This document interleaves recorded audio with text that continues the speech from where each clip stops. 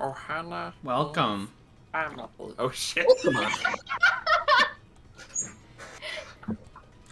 Sometimes I just let it happen as a lesson to you all. Yeah. No, Good. the perfect introduction. Are you Something just- kidding Good me? thing. It's a good Someone thing had that to the get out. previous. It's a good thing the previous topic did not spill over. Yeah, it was. Hello! And welcome to Tomes of the Multiverse, our D&D live show where we explore various different modules in the Dungeons & Dragons sphere. My name is Liv Knightley. I am the Dungeon Master here. With me I have my group of fucking idiots. Hello, fucking idiots. Hello. Great. Um, What that to is say that us. you're the merry leader. Yes, absolutely it does. I'm already taking off my sweater because Ooh. I'm very warm. So... Already stripping, and we're 5 minutes in. I know, right? Oh. All right, welcome. It's been a hot fucking second. I got that with Liam. That was great. If I can get Liam or Vince with a joke, I know the joke's like funny, like or really really dumb. It's one of the two. It's never in between. My chopped liver. Well, Kristen, I don't make you laugh very often. I just make you go ho he ho, and I make you shut down. Occasionally. Fucking make me shut down. Yeah. You're making them make what kind of noises? It's because I'm playing a robot, guys. Mine's out. Anyways, we have not Yeah. been playing for a little while. We've had some scheduling issues. I hope that does not continue. But for now, let us just shut the fuck up, Liam. Put it out in there in the universe. Put good energy out in the universe. Come on. Worship a rock. I don't know. Am I doing it? Am I manifesting right now? Are you manifesting your own destiny? Yeah. But I feel like I just want to jump into this. But I want to just say, if you like this here, please drop us a follow in here. Or subscribe to the YouTube channel, where all the episodes of this series and our limited series, A Telltale Monster Heart, that comes up on Wednesdays, premieres 5 days on YouTube after the original stream date. Does anybody else have anything they want to plug? Go watch my YouTube channel, I guess. Vince. Hint down, Vince. Yeah, we can. What's your we YouTube, can plug, Vince? What's your YouTube, can- fucking Liam? plug PG. Yeah. Come on, man. Oh, PA? It's PG. I said PG. Oh, sorry, I thought you said PA. I was gonna be like, you fake fucking fan. Yeah, You're I have right. a YouTube channel called Pointlessly Gaming. It's pretty cool, I guess. Go watch it. I love when you sell yourself, you know? It's You're a salesman weird. who doesn't know how to sell himself. If Kristen doesn't say it, I will. Kristen did all the art of the characters right here and is doing the art for our Monster Heart series as well. You should commission them on Twitter. Da Pigeoning. Yeah, It's you pretty goddamn spicy. should commission me. But other than that, Vince. no Vince. No Vince. So, But other than that, let's take a long-awaited return tour into Exandria. But first, there must always be a recap. Starting with sadness. You guys found a bloated, dead corpse of an Udak on the Jorhassian wastes on your way to Bazzoxan, a large city that's supposed to hold the next legs of your journey after finding an emblem, or like an amulet, sorry, in Jagao. Still a lot of mysteries surrounding it. That is your next best guess after receiving a vision from a man named Elixion, a tall, imposing figure.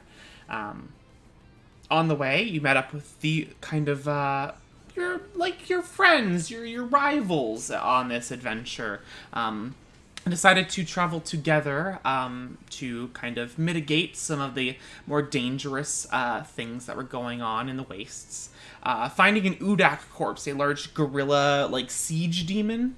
You guys were attacked by various different Vroks and Quasits, which you eventually dispatched. And over a course of a couple days, had some deep conversations with the rival as you guys stayed up and took watch.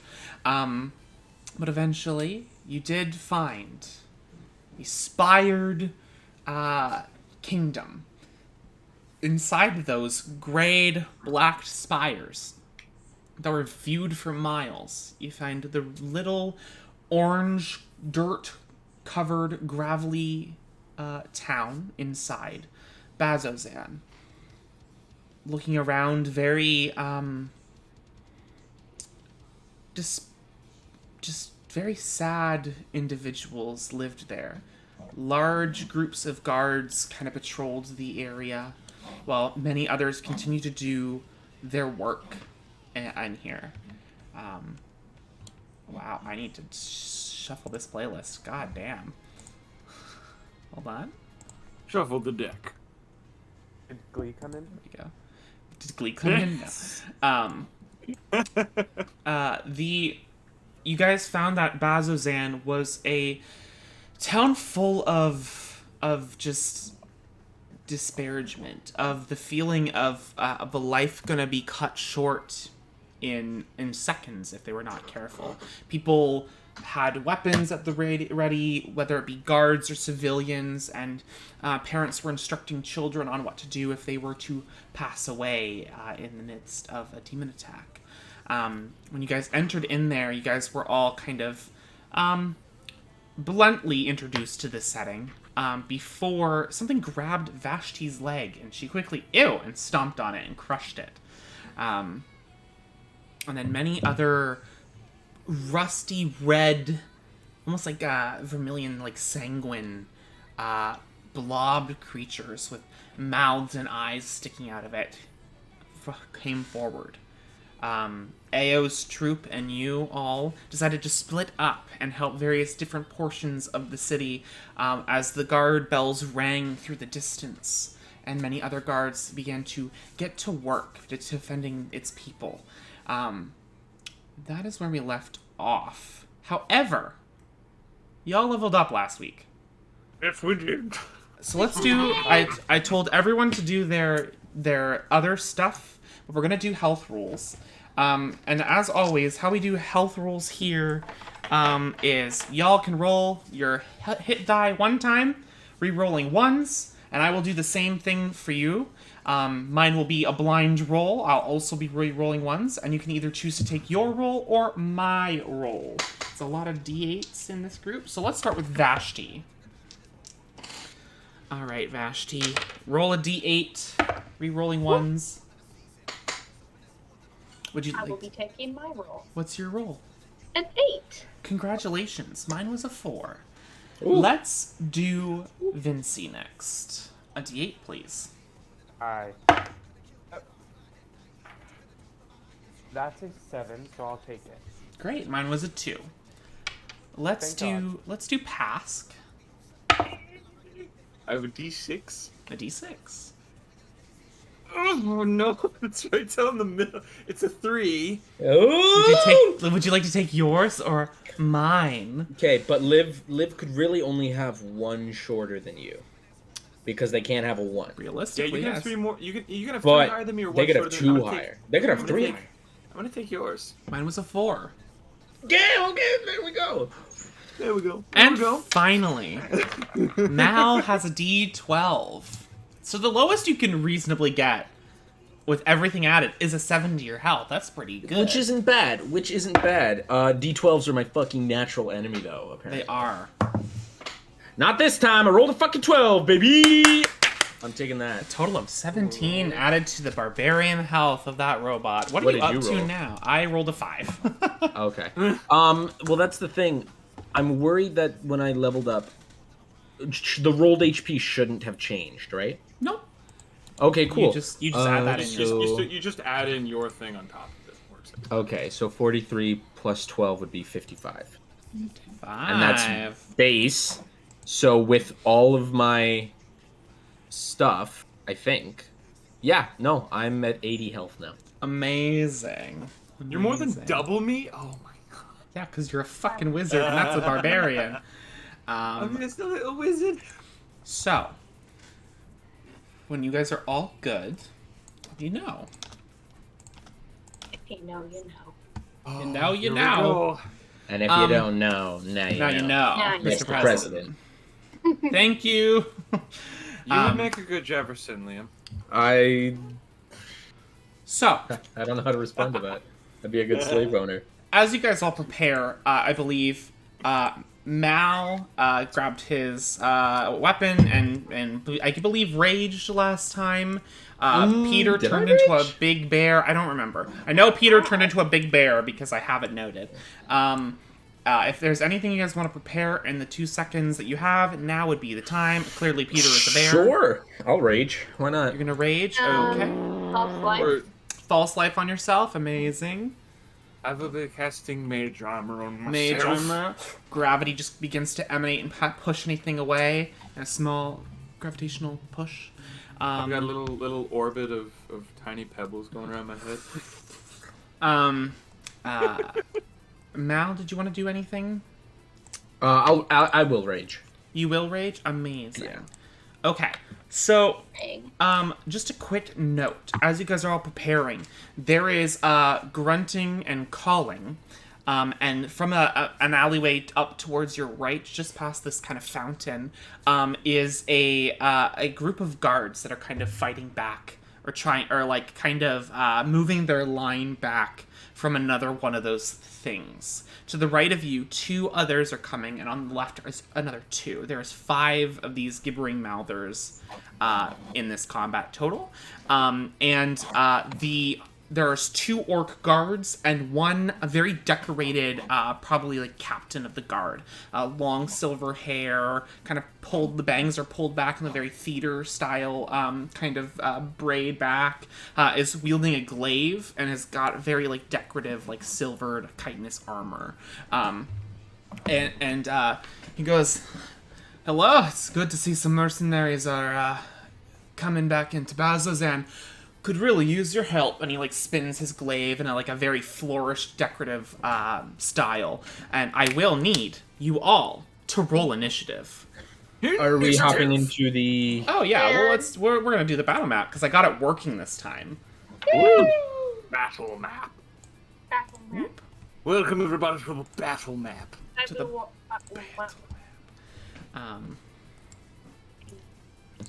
And if you can't see it, let me know.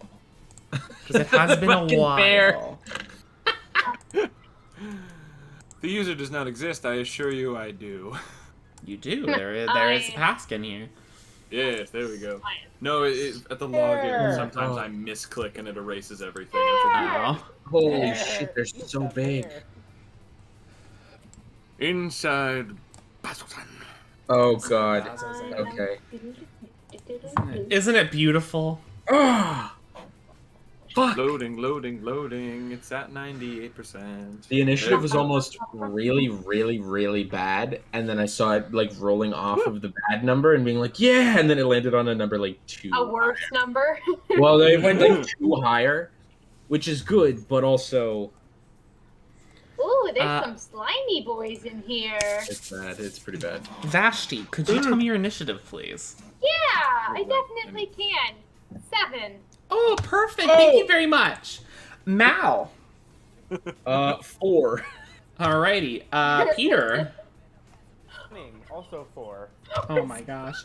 Pass got a 5. I got a 5, yes. We're gonna Guys! die, guys. What happened? Oh my We're not doing god. that. That's gotta be like the worst party initiative Oh, I've ever been Jesus. in, like, with a whole party. That's insane. All single digits. Awesome. That's Okay. amazing. I love that. I cannot express that you guys are all last. Yeah. I'm gonna send you guys. I'm just gonna send a Snapchat. We're getting sent to EBDB. All right. Is it their initiative rolls that are just like all 20s? Yeah, it's gotta be. There's gotta be like at least 2 natural 20s and a couple like... Yeah. Oh my. The 4 of us are all trying to stomp that spot where that hand was that grabbed They're like, Vashti. ew. And they're like, get in the fight! Get in the fight! We're like, what? I hope we never have to deal with something like that again. Alrighty. So No, we all have a terrible initiative. Yeah, all y'all had bad initiatives. Right. Okay. Wow! Top of the round, round 1. It is the captain's turn. And they are going to kind of, as they flourish their grave, they're going to hold out their hand. That's such pretty artwork. And they're going to, Come here. what is it called? It is the Lightning ability. bolt? Yeah, they're gonna lightning That's bolt. really They're pretty as a armor. bonus action, they're gonna manifest echo and summon a like an exact copy of themselves right here. I have a question about this ability. Yeah, Do I know that it's Dunamancy? yeah. Immediately you do. Oh, cool. Sweet. Yeah, this is a subset of Dunamancy that is very much like a an answer to the Dunamancy in like a martial prowess kind of question. It's not practiced by a ton, like everybody in an army by any stretch of the means, but you might think that maybe he has status here because of that. He just doubled his fighting prowess, so like I think I can. So he is going to then move up to this one that he's fighting through, kind of giving himself more space to do so. And he is going to take, let's see, 3 glaive attacks against this gibbering mouther. Bear with me. Good thing he that rolled dice. hot blood. That will be an 18 to hit, which does in fact hit the gibbering mouther.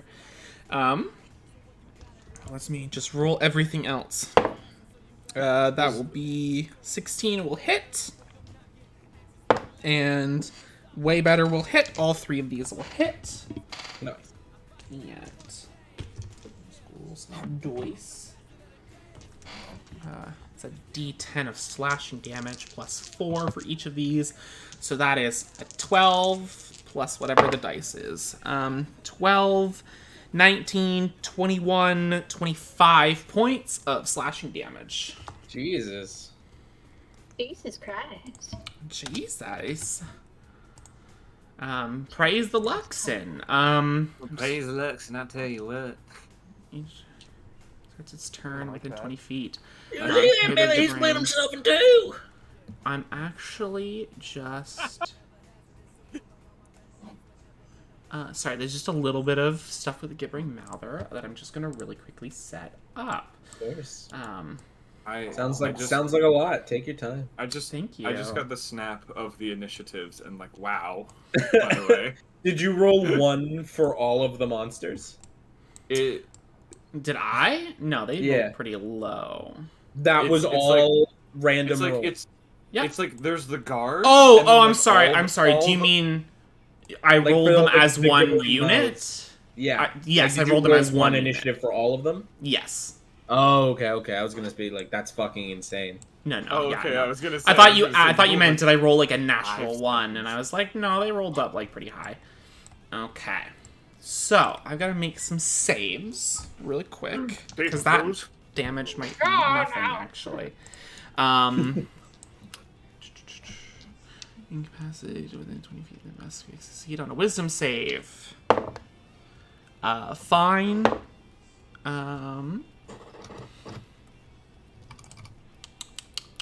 Failure and failure. Okay, so from where you guys are sitting, there is just like an inane low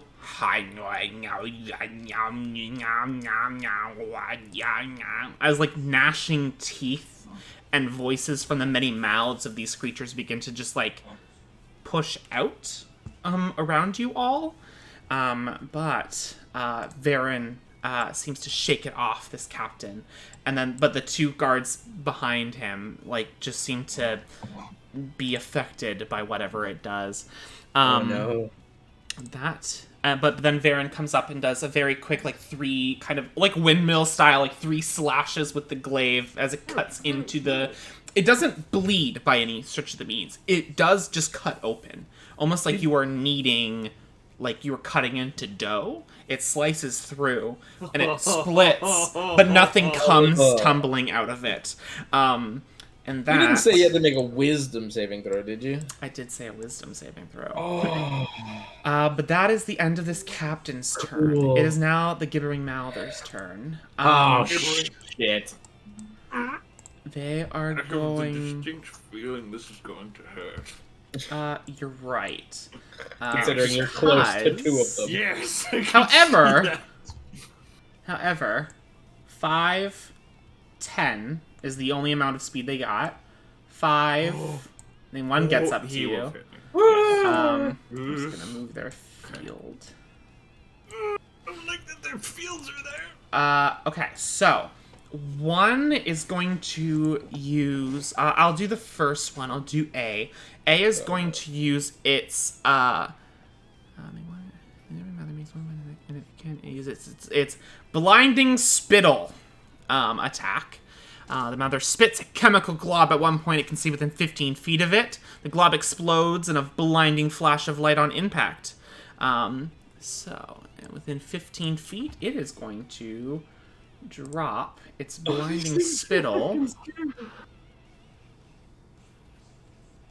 right there. I need Pask, I need Vashti, and I need Pear to make me a dexterity saving throw.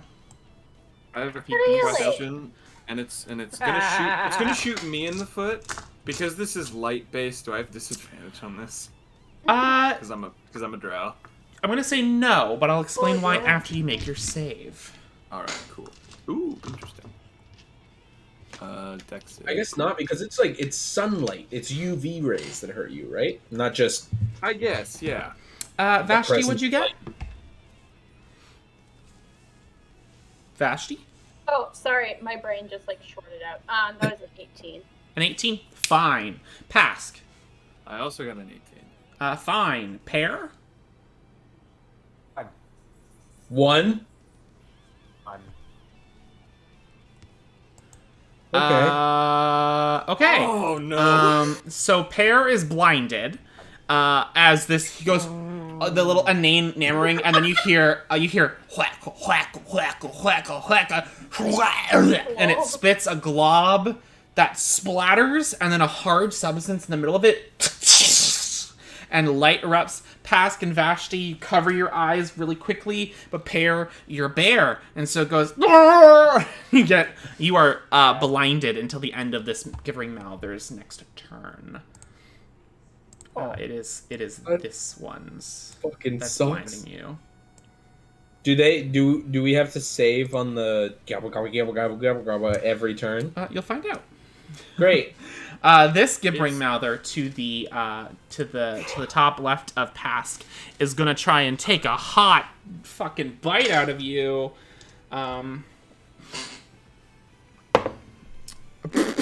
That's a 9. That misses. Okay, cool. Many teeth try to like grab you, and you're like ew, and you pull away. Yeah, that's that. That's that about their attack. Let's go over to the next Gibbering Mouther, which is in front of the captain and the guard. It is going to make a bite against the captain.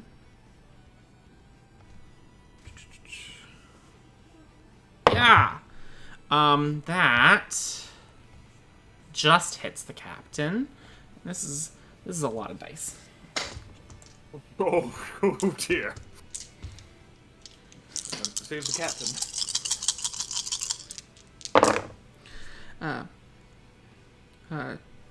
10, 16, 22. 22 points of piercing damage. As it bites into the armor. It's not that it's getting exactly underneath the armor. When the bite hits, it's taking in a lot of armor, but there's just too many teeth to avoid that. And the captain like, ugh! And I just gotta read some more. If the target is medium or smaller, it must must succeed on a strength saving throw.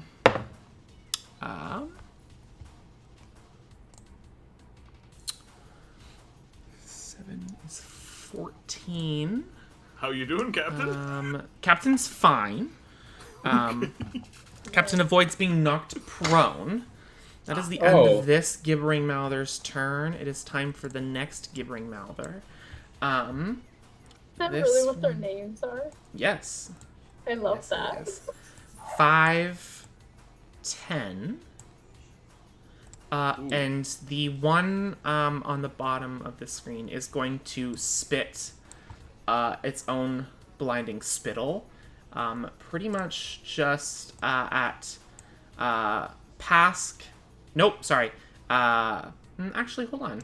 Might not have range. Oh, wrong one. Oh, no, Oh my god. No, it doesn't have range on Vashti and Pear, just on Mal. Mal, can you make me a dexterity saving throw, please? Okay.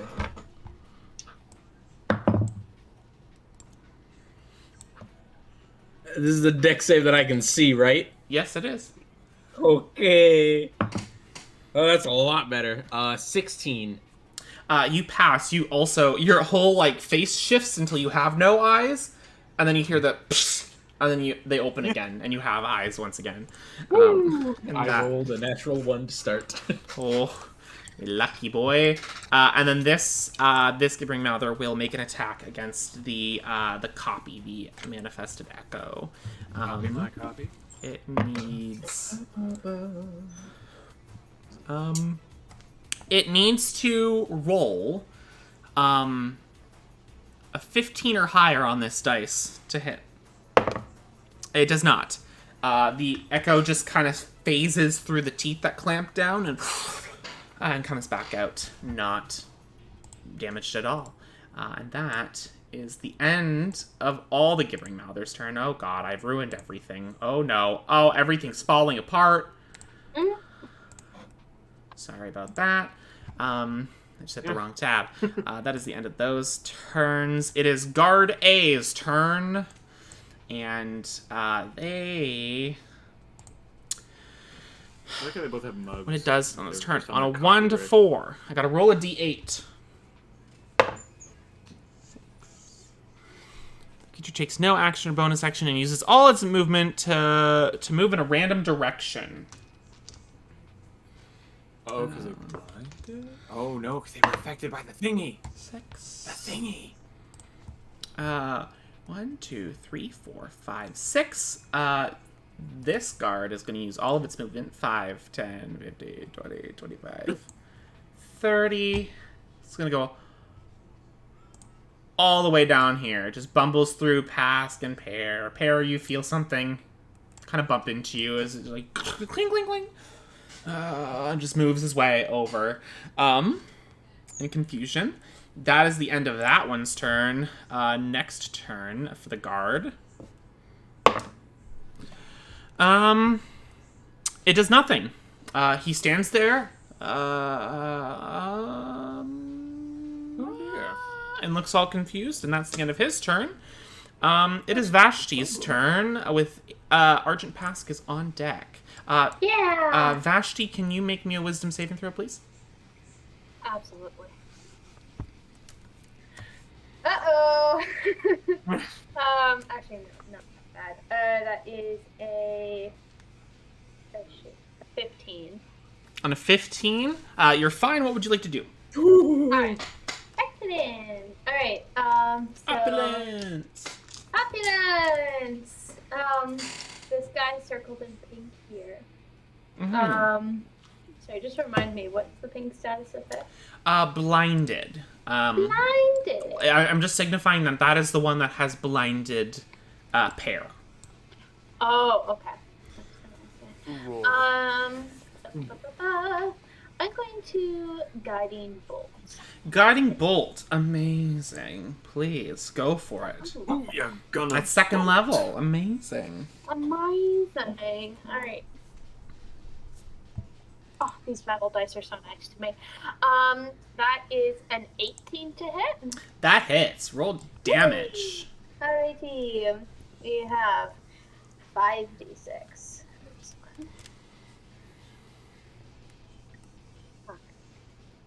9, 10, 16 points of radiant damage. Amazing. Alrighty. This... You said 16? Yeah. Okay. That hurts. As you bring in the energy around you, immediately you feel a deeper strength from this guiding bolt. From just the ground. It pulls through your legs, up into your hands, into your fingertips, and pulls in the divine energy. And you just hear a... it is good to be home. And then you release the energy and it slams into the gibbering mouther and just kind of peels all the first layer of skin off of it. And then the glitter kind of stays around, preparing for the next attack. Well, that is the end of my turn. Do you want to move at all? I might shuffle up here. Back Sure. a little bit. Yeah, absolutely. All right. Take my space. Take your space. That's the end of your turn. Leave the wizard. Yeah. Sorry, you're on your own. Or Pask, it is now your turn. Peter, you're on deck. Pask, I need you to make a wisdom saving throw. That is 15 plus 3, so 18. You are fine. What would you like to do with your turn? I would like to use a brand new spell. All right. We're going to use Pulse Wave at 3rd level. A third level. It's a 30-foot cone, so my question 30 is, I can foot very cone. easily, yes, I can very easily catch both of these guys in it. I'm going to use the push mechanic. And they both need to make me Constitution saving throws that beat 15. These guys don't look that Okay. cunning. Constitution 15. Alrighty. Yeah. Natural 20 Oh, He saves. for the first one. Oh, Yes. Total of 7 on the next one. But he fails, so he will be pushed 15 feet away. 15 feet However, away. And he will take this full damage, and the other one will take half. Okay. 15 feet. Oh. 5, 10. Okay. That's as far as it gets to. So it's 66, and I just rolled 6 sixes. no fucking way. I don't believe you. You fucking take a picture right now. Okay. There's no fucking way you rolled max damage. unless. Unless... One saved. Fine. Where's my Snapchat at? Snapchat at. I was always terrible at my 6 times tables. Some Oh, that would be like... Oh, that's a decent amount. That's pretty good. 36. It's 36. 36. Wow. All right. Wizard. Holy fucking So- shit! It's the oh my god. So- that's cool. So have you seen the like the night? Is it Knights of the Old Republic or it's the game we played where it's the MMO? The MMO? Where like she pushes the Sith with, Into like, the a force rock? push into the rock. Yeah. Just so Alrighty. All right. And 36 divided by 2 is 15, 18. 16, 17, 18. Alrighty. The immediately making the first like the one that bit at you immediately rough, and pushing the other one into rough state. You bring in the energy around you. It swirls into this purple coalescent energy, and you and a pulse wave shoots out, knocking the other one so far back that 15 feet just kind of crushes this house a little bit. Launching it, like, shingles and rocky texture break down and fall on top of this creature, just as it has fully been pushed that way. This one kind of does stay put, but you watch as that kind of dough-like texture and muscule kind of structure kind of strips off around the teeth and the mouth. Some teeth that are like smaller and like not as tight in there begin to fall out, and a eye kind of holds on by a tendril as it as basically its skin is being ripped off just from the pure energy, but it stays put. Okay. Damn. Eat Luxon, bitches. And I'm gonna go. I'm gonna oh, it's not gonna let me move it. I gotta do it with the arrow case. I'm gonna go down. Have I not selected pass? Is that what's going on here? Where you're going There that we way? go. Okay. Yeah. Alrighty. We'll just go there, just Good so I'm go a there. little out of their way. Yeah, amazing. Actually, wait. I will undo one of those, so I'm not okay. in his range. Sure, absolutely. That's my turn. It's your turn. I don't crit with this character. It's all AoE. That had to happen at some point. Okay, fair enough. Peter, it is now your turn. Mal, you are on deck. That's me. So as a bear, I do have keen smell. Would Okay. that be enough to guide me towards the closest mouther, at least? Like, I can just walk straight in that direction? Would that be enough? I will say that you will make that will be your action to smell them out.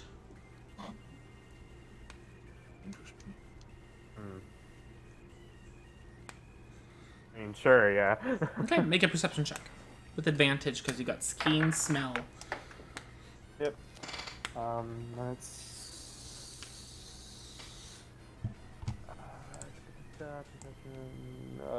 19. 19. It does move you over there. Yes. Sure. Ah. Well, that's it for me. You don't want to turn back into a robot? No. No, I'm there. All right. That is the Autobots, end stay of in bear Pear's form. turn. Mal, it is now your turn. Okay, so when I, at the start of my turn, since last turn I raged, or before the combat started, Mal was just kind of hoping for something that would be a little helpful, and Oh, that's right. Random. a little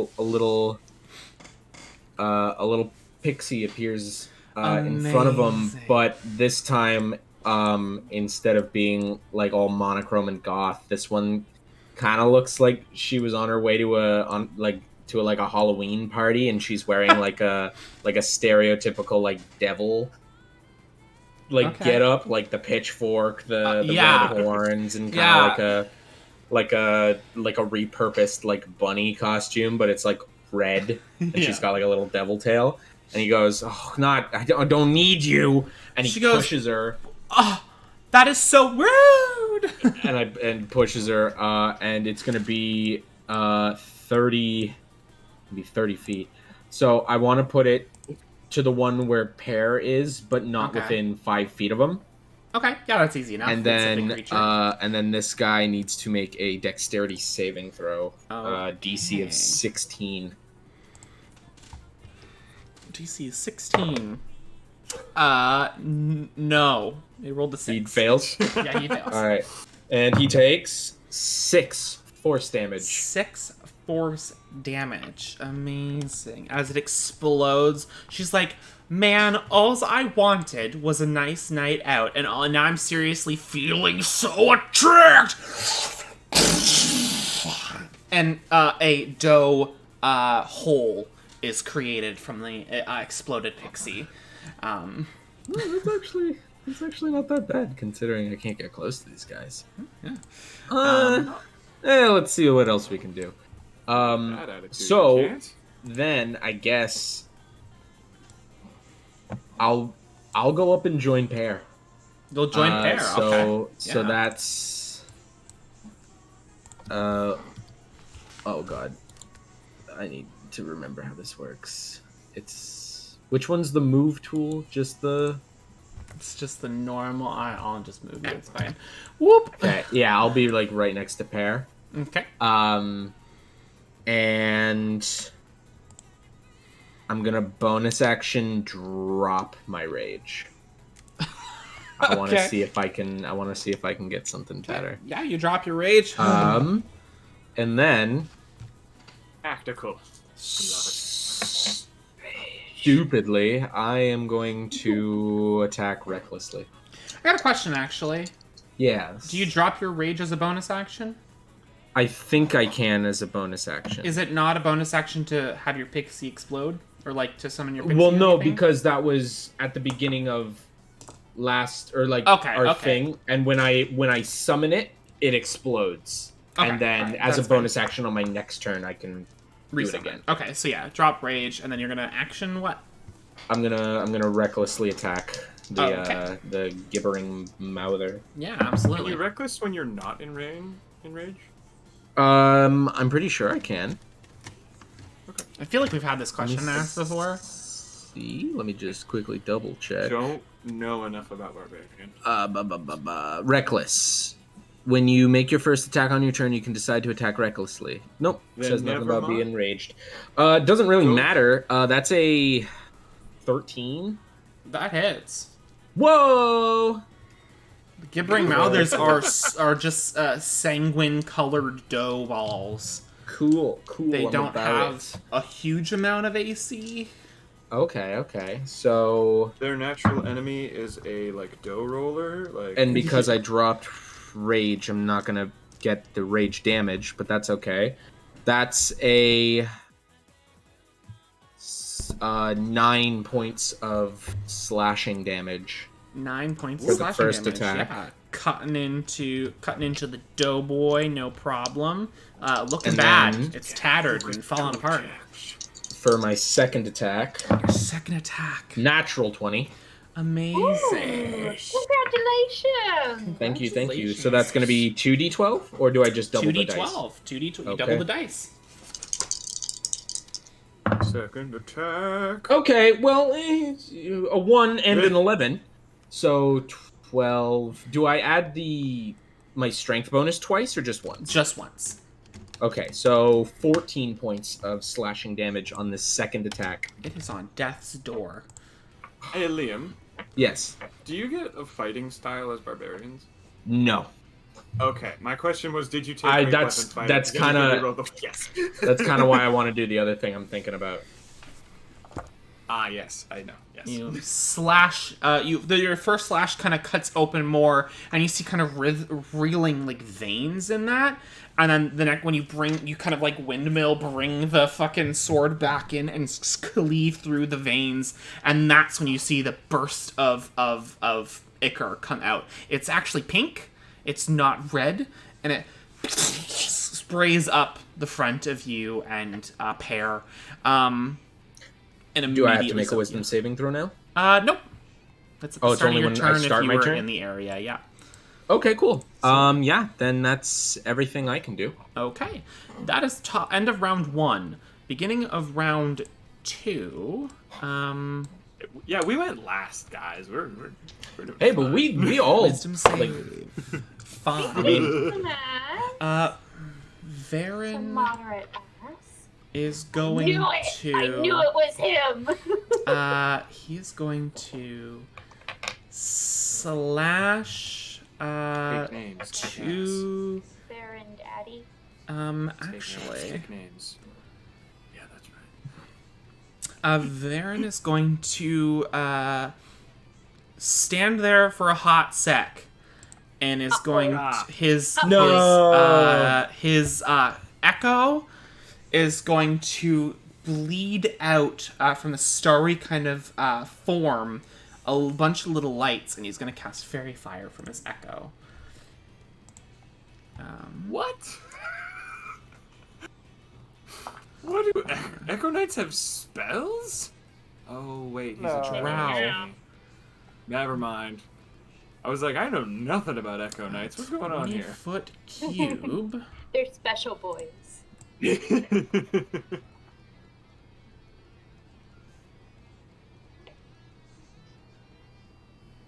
Bear with me as I make a cube. There we go. Yeah, and you can get both of them, so they both have to make a dex save. Of 14. Failure. They're both hit by fairy fire. So all these little like lights kind of grab on to the echo, onto the Gibbering Mouthers, aligned in this kind of violet-y kind of starlight.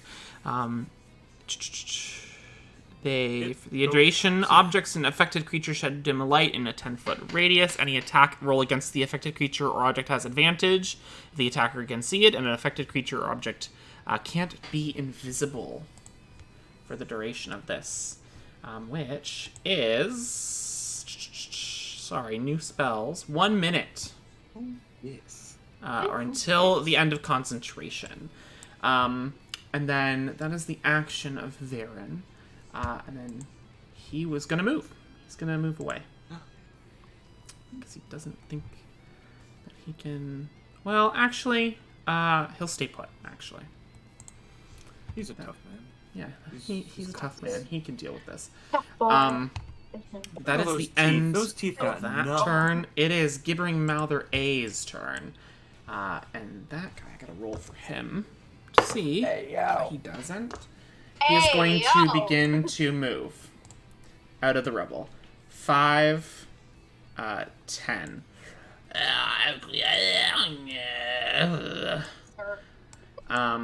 Then the one in front of Pear is going to take a hot bite out of Pear. No. With advantage because you're Guys. blind. Maybe this is like one of them Final Fantasy Does- fights where you're supposed to die. Does a 12 hit the Pear? It does. Okay. Oh my god, I love those. I love wasting all of my potions on a fight I'm supposed to lose. Yeah.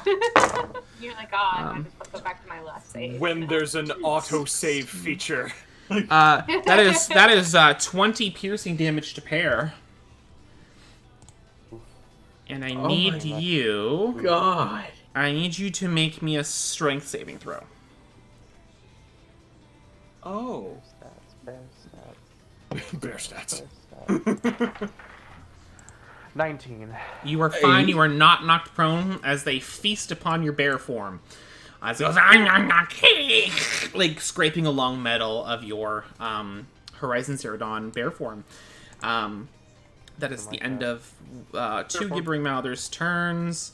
The third Gibbering Mouther is going to attempt to attack Varen once again. Fails as it just kind of, he brings up his glaive and slices open the mouth so it can't fully grab on anymore with that mouth.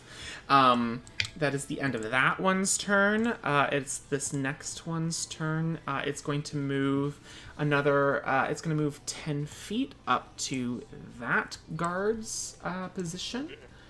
And is going to take a bite with advantage because it is stuck doing nothing. That'll hit that guard. And that guard is immediately dead. 9.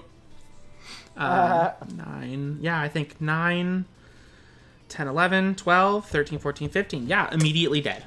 No! Oh. That guard immediately dies. You guys watch in horror as all the mouth, like the first big mouth, clamps down onto his body, and this knocks some sense back into this guy as he begins to fucking scream. No. And Oh, all the no. mouths consume him rapidly, and he gets pulled into the Gibbering Mouther. And the last thing to stay is his eyes and mouth that are consumed by the dough and join the fray of the Gibbering Mouther, and he is dead. I see why people in this town are so upset. It's human teeth. Still have human teeth. Yes, they do. Yes, absolutely they do. And it gnashes and it begins to go. Technically, they're orc teeth, so there's 2 tusks that stick out. No! And that is the end of that Gibbering Mouther's turn. The next one. Let's see if he's got a spittle back. Buddy. He got a spittle back, so we'll do that. The next one is going Like to the try to robots. attempt to attack the Echo. That still misses, just misses actually, as it tries to just bite into the form and does not succeed. That is the end of that turn. Sorry, I just gotta erase this guard out of the map. Or out of the From initiative. existence. From existence. Got him. If these things eat the robots, they'll get a steel sheen, and that's when they get dangerous. We can't let this happen. This Or guard. AC suddenly goes up by 5. This guard down here has to make a wisdom saving throw. Well, buddy. Fails. Damn. And he will roll a d8. 2. He does nothing. Okay, thank God. At least he doesn't run into it. He just goes, and he just gets confused, and that's his turn. Get your shit together, Jerry. The captain grimaces at the sudden death of his guard friend. Vashti, it is now your turn. Pask is on deck. Yes. So Vashti is going to the one to my 2 o'clock. Yeah, the one that just consumed a man. Yeah, the one that just consumed a man. Yeah. I am going to inflict wounds for touch.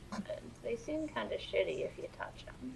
So I'm going to summon my spiritual weapon. Spiritual weapon. Alrighty. What is it in the form of this time? This time, see, Peyton did this in our other session. I was like, oh my goodness, I can't believe that we have one brain cell. But it is a giant cast iron frying pan. Giant cast iron frying pan. Vroom. Yeah. Okay, let's look at the stats on this real sucker here. So my spiritual weapon is going to materialize a giant frying pan floating midair. It is well seasoned cast iron, by the way. Love it. And Let's turn this frying pan into a dying pan. This pan's seen its fair share of roast. Yeah, so bonus action is going to smack them. Smack that guy. Go for it. Smack it. Like that schmeat. All the pansexuals in chat, we know you're aroused by this. We're sorry. We understand. Boo. During Pride Month? During Pride Month. Fuck is wrong? Jesus. I thought you were making a joke about that's 20, all 25. pansexuals being into being hit by a frying pan. I'm sorry, Chris. I remember you doing it. I'm sorry. How many was that to hit? 25. That hits. There's a very important thing I want to bestow upon you, young Vashti. Young Vashti. You feel in this area, in Bazzoxan, like your prophetic gifts are a little more powerful. And so you're going to be rolling 2d8 for your spiritual weapon here, because you feel connected to this divinity. You feel connected to the voices that have been plaguing you at night, and most importantly, your magic has been dipped up a little bit. Yeah. That's not a problem at all. Just an extra d8 it's onto that damage. It's not a problem. It's not a It's not our problem. problem. Oh, not your problem. It's not our problem yet. This is a let's see. city of demons. 11 and so that's 11 plus 4, so that's 15 points of damage on that. The frying pan swings back, like gets brought back like it's getting a golf swing, and then it just starts to spin and turns into a spinning saw blade as it carves into a part of this gibbering mouther, and the whole side of it gets cleaved open as more teeth begin to form there and create a bigger mouth from its unexpected wound. Is there anything else you want to do? Do you want to move or anything? Yeah, I think I'm gonna. What are these green zones again? That's when the peak of the gnashing and the hang are like its most biggest high pitched Most Don't volume. want to be there. Oh, So I'm gonna move over here. Vashti, just roll me a d20 one more time. Oh, really? Yeah, just roll it one more time. Just a flat T20. Yeah. 17. Okay, that's fine. I just remembered that these two, the one of them that you just hit was affected by fairy fire, so I just wanted to make sure you weren't going to crit or not. Oh, okay. I just wanted to make sure that you got given that due. Thank you. No problem. What do I do? I'm just going to circle them to remember. What do I do if I do say Okay. Alrighty. Is that the end of your turn? That is the end of my turn. Alrighty. That is the end of Vashti's turn. It is now Pask's turn with Pear on deck. Okay, we're gonna go with... I have range on everybody. All the things that I want. Top left, Gibbering Gnasher. I'm going to put 2 darts of magic missile into him. Okay. Top right, Gibbering Gnasher that the captain's dealing with. 2 are gonna go into him. Alrighty. And then the one that Vashti's magic weapon is at, we'll put 1 into him. Okay. So, top left takes, it's +1 for each, right? Yes. Correct. Yes. So 5 plus. So he takes 7 total. Okay. Top left. Doosh, doosh. Damn it, he's still standing. All right. Top right takes the one in front of Peter and me is super low. Yes, I wasn't gonna do anything about that because then like both my melee guys are out there like just sort of doing nothing if I kill that one. Not like I mean, there's one we have super movement. close to us, but we might not be able to move because we're gonna get confused by it. Then maybe I'll put with that in mind. Am I allowed to reallocate my last one that was gonna go into? You don't have to. You don't have to if you don't want to. No, you make a good point. I guess. Thank Carl. The one into the one the captain's dealing with takes 3. So it's You already did the one that was the captain was dealing with. yes, and that roll was a 3 and a 2, so 3 and a so 7. Sorry. Yeah, and then what are you doing to the one that's in front of Pear? The one that's in front of Pear, just the 1 dart. Yeah, what's the damage on that? That it will be the full 5. Okay. How do you want to do this? Ooh, yay. This is the one that I sort of started ripping open with my graviturgy, yes? Yes, correct. This, remember Yondu's arrow? Yeah. Yes. Just in and out and in and out and in and out and in and out. It doesn't explode like the normal ones. It just sort of starts shredding it. The gravity, the lone energy that is still kind of dissipating from there, just kind of keeps pulling it through like a little, like you're flossing it, and it dies. Like you're flossing. Like you're flossing it, and it dies. Oh, beautiful. And that is the end of your turn. Do you want to move at all? That is the end of my turn. With feeling the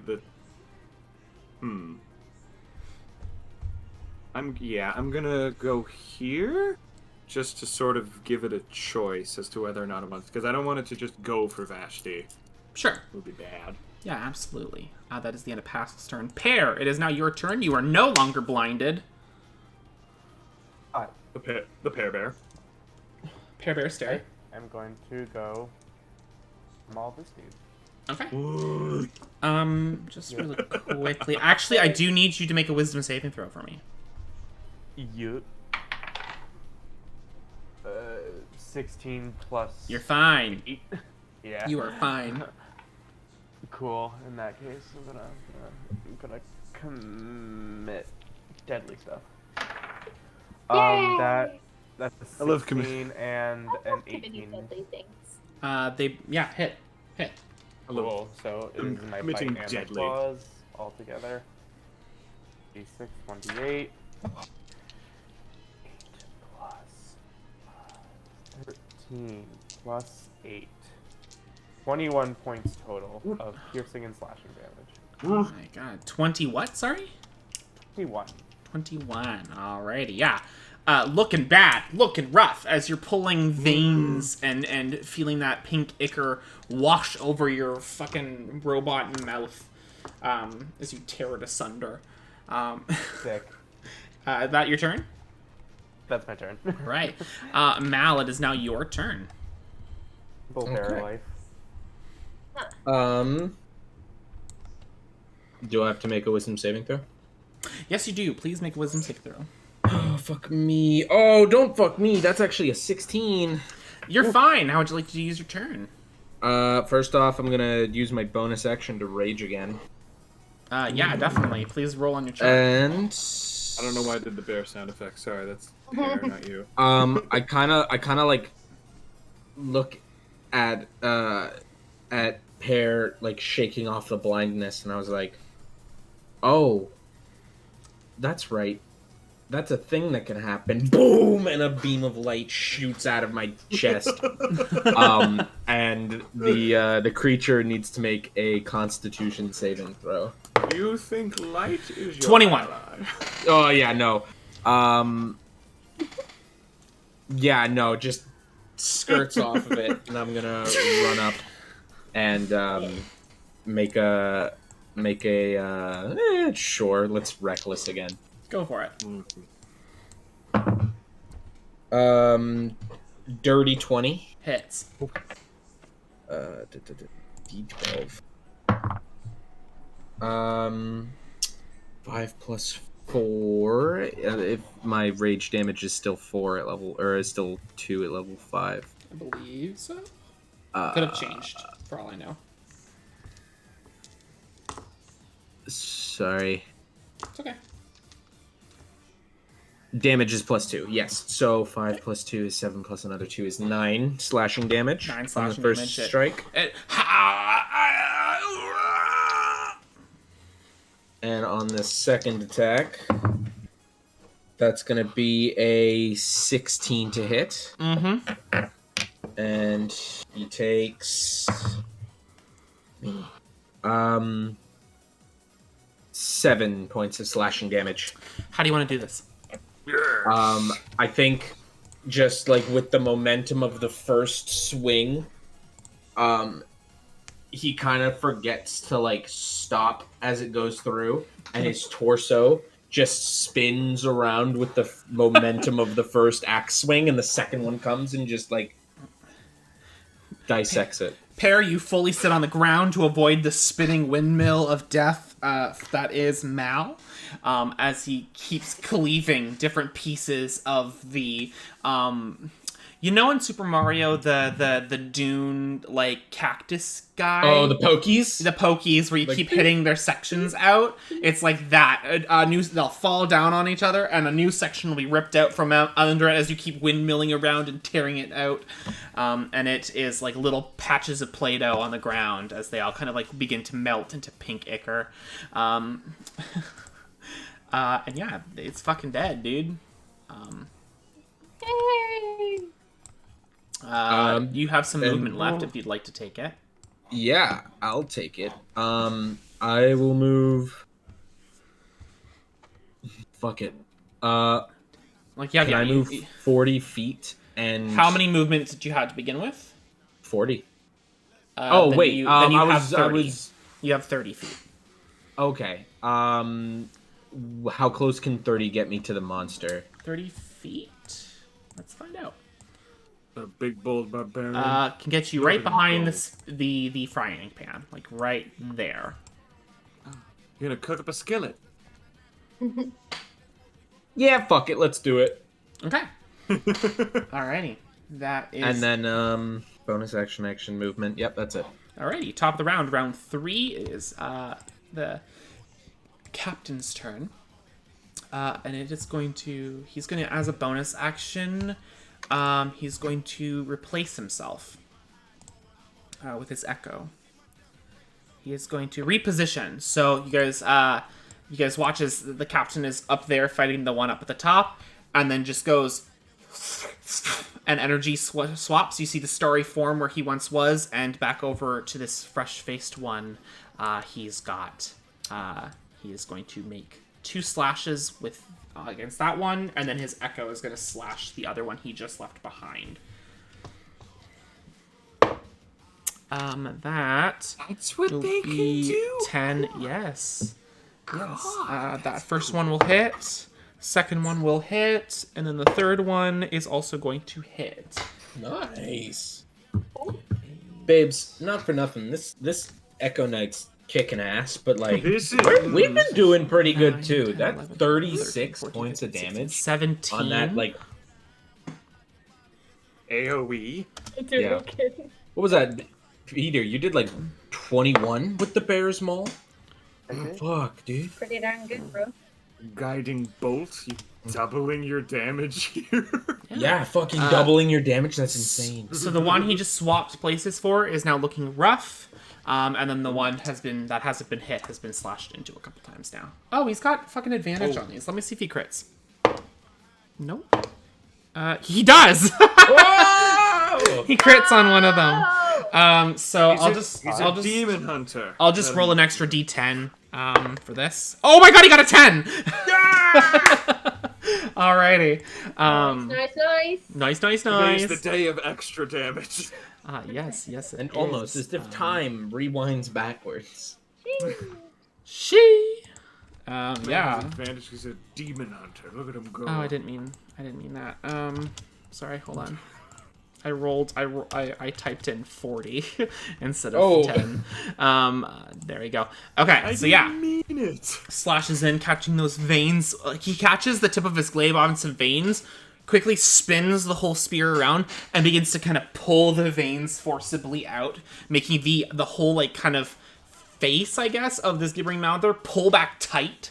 Almost like you're kind of, like grabbing your cheeks and pulling back a little bit. And it goes, ah! Hot boy. Hot boy. That is the end of the captain's turn. Dead. All right, let's do this one. This one is going to attack against the Echo. He misses. That is the end of that one's turn. This gibbering mouther is going to move up to Mal, because he can. Oh no. And move his little frame. And then he is going to make an attack against Mal with advantage, because he recklessly attacked. God damn it. Why did I do that? Oh, but that's only an 11. Hey, he misses. Yeah, he does. Hey, yo. Reckless and He clamps down on your sword, and you're like, ew. As he goes against your sword. This gibbering mouther. Fuck off of it. This gibbering mouther is going to attack the captain. That would hit if the captain didn't use his reaction to parry. And he'll add +3 to his AC.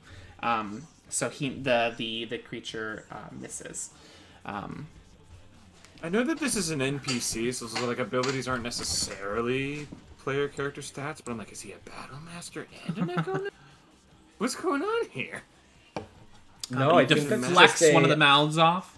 I think that's just a fighting style. No, the fighting style is like the parry would typically be battle master from fighter, but it's not. He's not anything in particular. He's a little bit of everything. That is the end of that gibbering mouther. It is now this guard's turn, and he is going to move his movement. Fucking. Hell yes. It's gonna be right up in there. And he is going to. You got this, dude. You fucking got this. He is going to make a two-handed attack with his spear. Ooh. Hiya! He did it, you guys. Nice. So that is he's gonna roll a D an 8. Oh, he got an 8. That's his max damage, you guys. He's so talented. He does 9 damage to this mouther. Fuck yeah. Pierces in. He goes, Good. for my friend! Stab! And the guy, and then you see the mouth of his friend go. That's a trip. That's a trip to therapy. Yes, it is. That is the end of that guard's turn. It is now Vashti's turn with Pask on deck once again. It's Vashti's turn. Vashti is going to move up in here. Yeah, amazing. And she's going. While she's doing that, she is drawing her mace. Amazing. Is going to do a hit. Yeah, do a hit, please. Vashti does a hit. Vashti does a hit. I love it. Vashti does a hit. Episode title? Vashti does a hit. That's the name of her movie that she gets. Yeah. In broad That's a daylight, no 15 less. to hit. That's a 16? A 15. A 15? That still hits. Go for it. Excellent. Okay.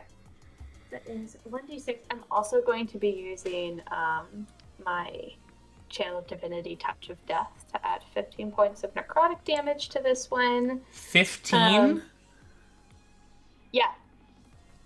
Is it- Amazing. Okay. Oh my god. And I'm sorry, what? and then that's 4 points of damage from the mace. So 19 total? Yes. Jesus. Amazing. Y'all, 5th level's your bag, I think, because this has gone too well for you all.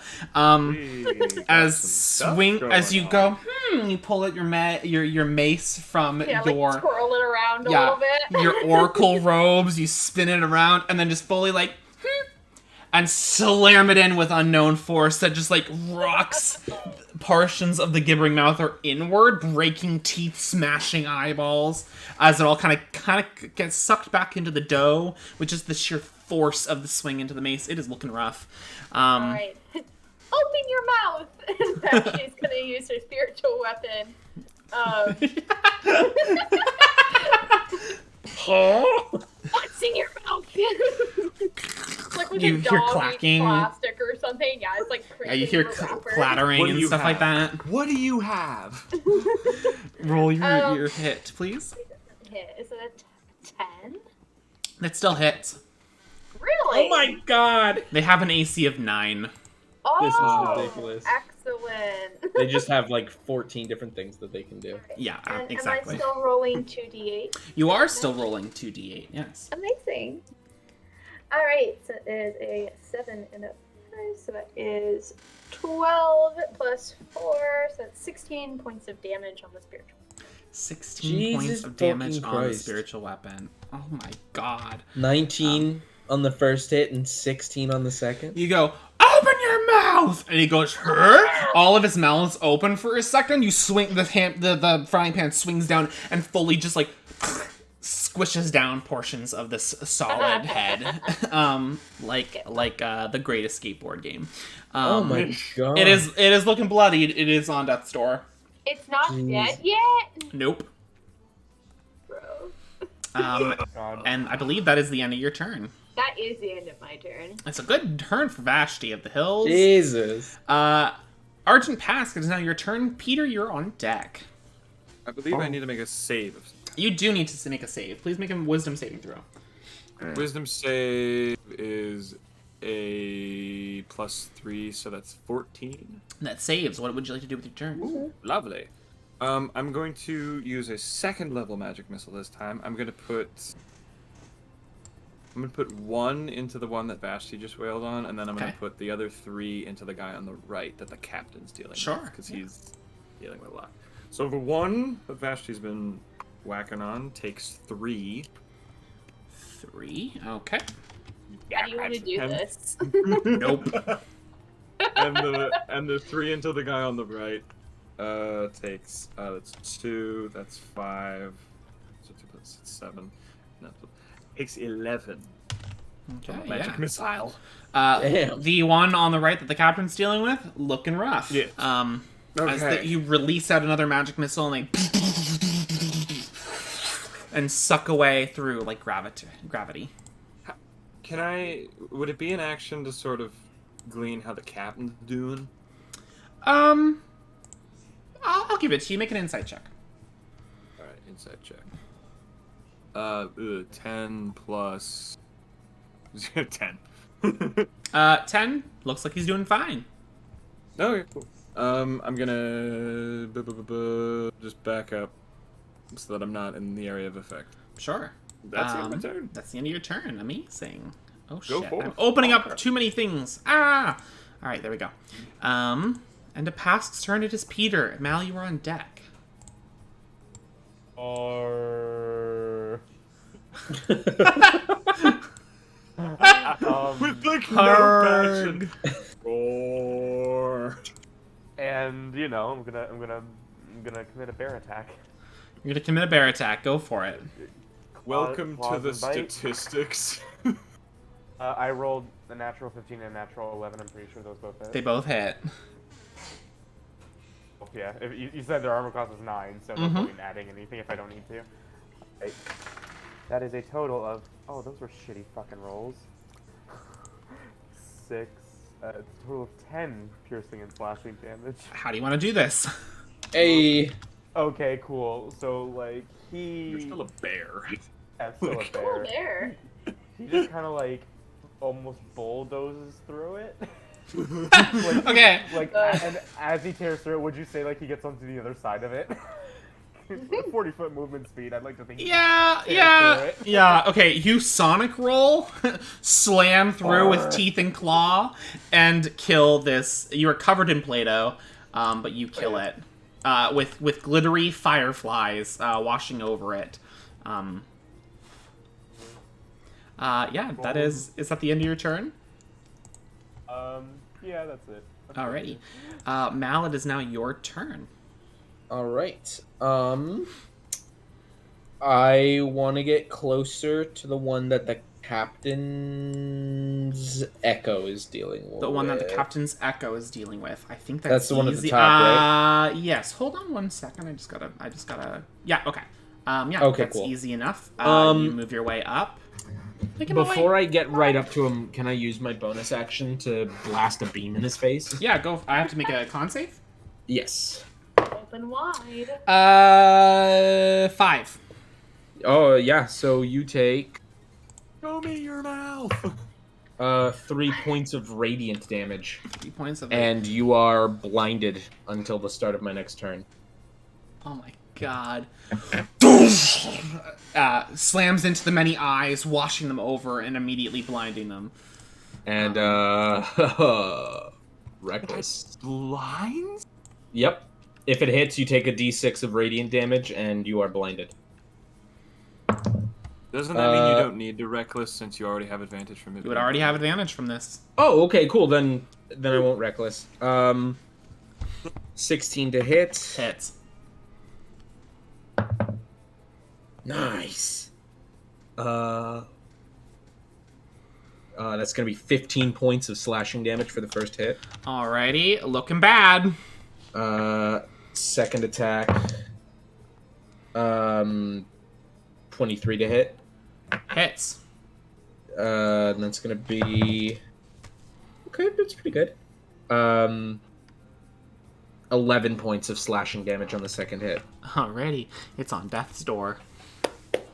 Ooh. Good round for Mal. Anything else you can do? I think that's it, really. Unless you want to move away or anything like that. No, actually... Yeah, why not? Not that any of you are hurting for health by any means. Yeah. I'll back up. Is there a way with the rest of my movement? Can I back up out of its range of Yeah, absolutely you can. thing? Yeah, absolutely you can. You could move right by the fountain if you'd like. Yeah, sure. Could I move to the space in between? You want to move back where you were? Yeah. Yeah, that's easy enough. That's I think that's like Okay. Cool. I think that is literally Yeah, that's and- easy enough. Does he get an attack of opportunity against me? He does. I'm gonna take it because I don't think they're very smart creatures. No, Okay. it doesn't hit you at all. Blocks. All right, you move back. Fucking hurt it horribly. Move back. That is the end of your turn. Top of round 4, which means Vashti is on deck technically. It is now the captain's turn. He is going to. Well, let's start with. Oh, he's got to make a save. Hold on. Oh no. No.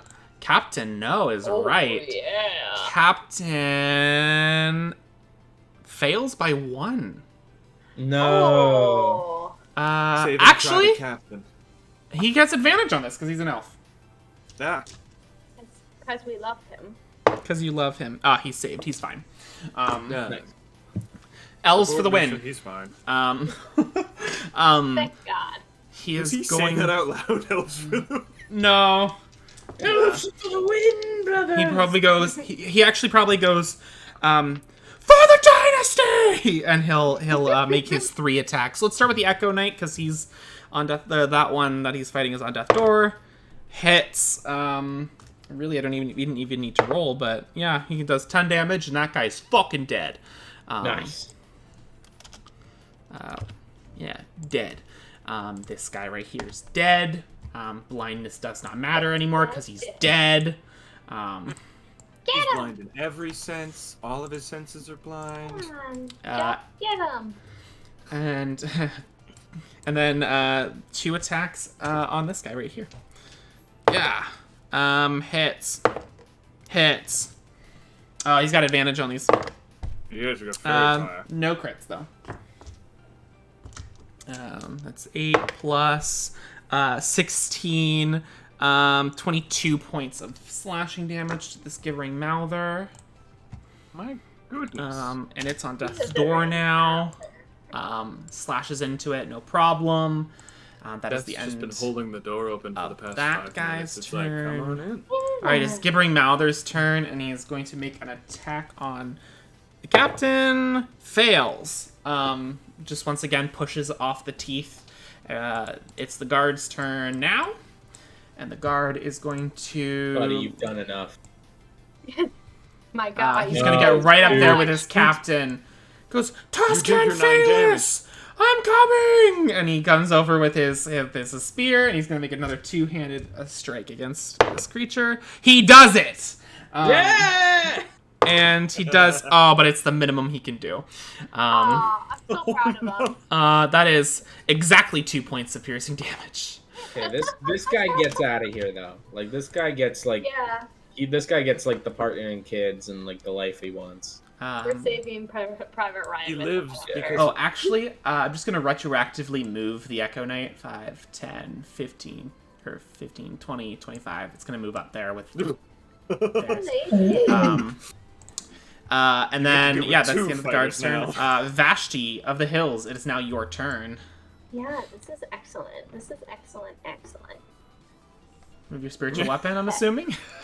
No, I'm using the ruler. My map is over here on this monitor. So, okay. So Vashti is going to move. Still on the ruler for some reason. I can move. I see where you're going. I got it. Okay.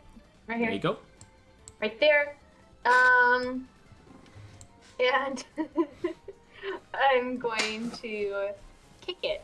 And when I kick it, I'm going to inflict wounds. Yeah, absolutely. Roll at to third hit. level. At 3rd level, yeah, roll to hit. You bend it like Beckham? At advantage, you still have fairy fire. Yeah, advantage. Bend it like Beckham. That is a 10 to hit. Roll with advantage because it's fairy fired. Oh, because it is fairy fired. Oh, that's better. That is 15 to hit. Yeah, both of those hit, no matter what. Awesome. Okay, So, yeah. so Just to see if you crit. 5d10. 6 5d10. 2, so it's 8, 10, 19, and another 10, so 29 points of damage. Okay, let me just tell you one thing. The statistical average for hitting a Gibbering Mouther is about, like, 55 to 60% of the time you're going to hit the Gibbering Mouther. Where its hit point stands now, there is 100% chance that you would have killed it, even if you rolled all ones on your dice. So, how do you want to do this? Yeah, So, yeah, I think Vashti is just like, okay, whatever. And she runs up and she, like, goes, like, you know, a soccer kick when you're really wheeling up for it. And she goes and she just nails it with her foot. Your whole foot goes into some dough. It doesn't even, just from the sheer smack of your kick. And then you feel your whole leg get pulled in, and there's a brief thought of, oh no, before the magic just goes and shocks big necrotic wounds all throughout its body. The veins the eyes go wide in pain. All the teeth fall out. The dough begins to just melt away, leaving those veins to just spray like those you know those those sprinklers that are shaped like daisies that just go fucking everywhere. Yeah. Like that, just with multiple pink spewing veins that coat the Echo Knight, the captain, this guard, yourself, just covered in the field in pink ichor. But it is dead. And that, my friends, is the end of combat. Oof. All right. That was rough. Pretty good fight for our first level 5 fight. Yeah, B plus. We lost a man. Well, we did pretty good. You did We- great, pair. You did Is that fountain? Is that fountain that's on the map an actual thing? Yeah, it's actually a fountain. Yes.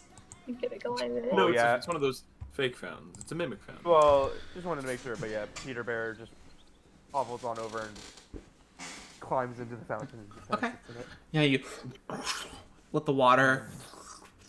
It's like not even a huge trickle. It's like a gentle trickle fountain. Like it probably hasn't been taken care of for a very long time. You're sitting in algae kind of infested water. The fountain itself is a depiction of an elven woman with like a deep headdress, like kind of helmet with deep curling kind of horns up, wearing a long dress and holding some kind of staff in her left hand.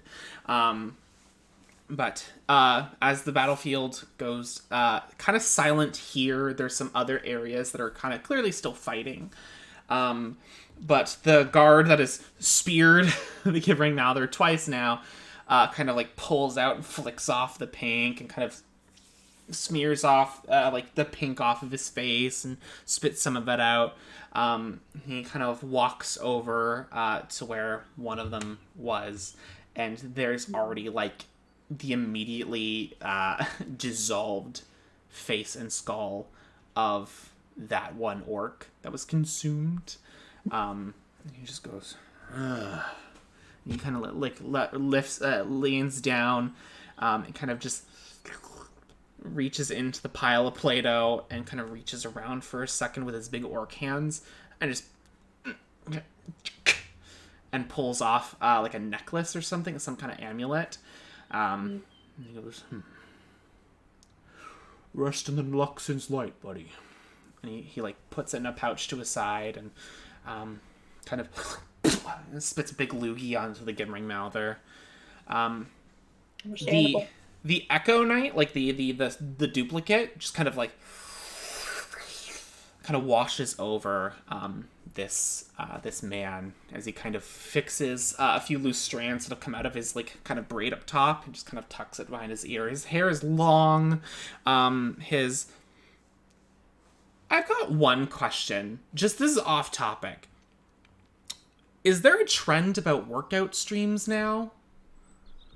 Because you just get Jimmy's yes, notification. but it's not just Jimmy. It's like Julian. It's like half the people I follow on Twitch are doing workout streams. Is that the niche now? It's just the season to work out. All right then. All the power to them. Sorry, but yeah, it kind of like comes in. He's got long silvered hair. He's a thin but like fucking muscular dude. Like kind of purple loincloth, different like greaves and everything. He's wearing a symbol to the Luxon and then a symbol to the Dynasty here, which are not very different symbols, if we're being honest. Like, they're like dodecahedron shapes. One's a little more like filigreed, a little more like clearly it is the Dynasty symbol, while the other one is just very simple, and they kind of keep on the armor. He kind of spins his glaive a little bit, and it kind of flicks off any of the last bits of like ichor that's on it, and kind of just stamps it into the dirt. Hello there. Hail and well met. Hail and well met. It's good to see that there is challengers here in the midst of an attack. It's nice to meet you all. I am Task Hand Varen Thalis. I am the governor here of Bazzoxan. Hot boy.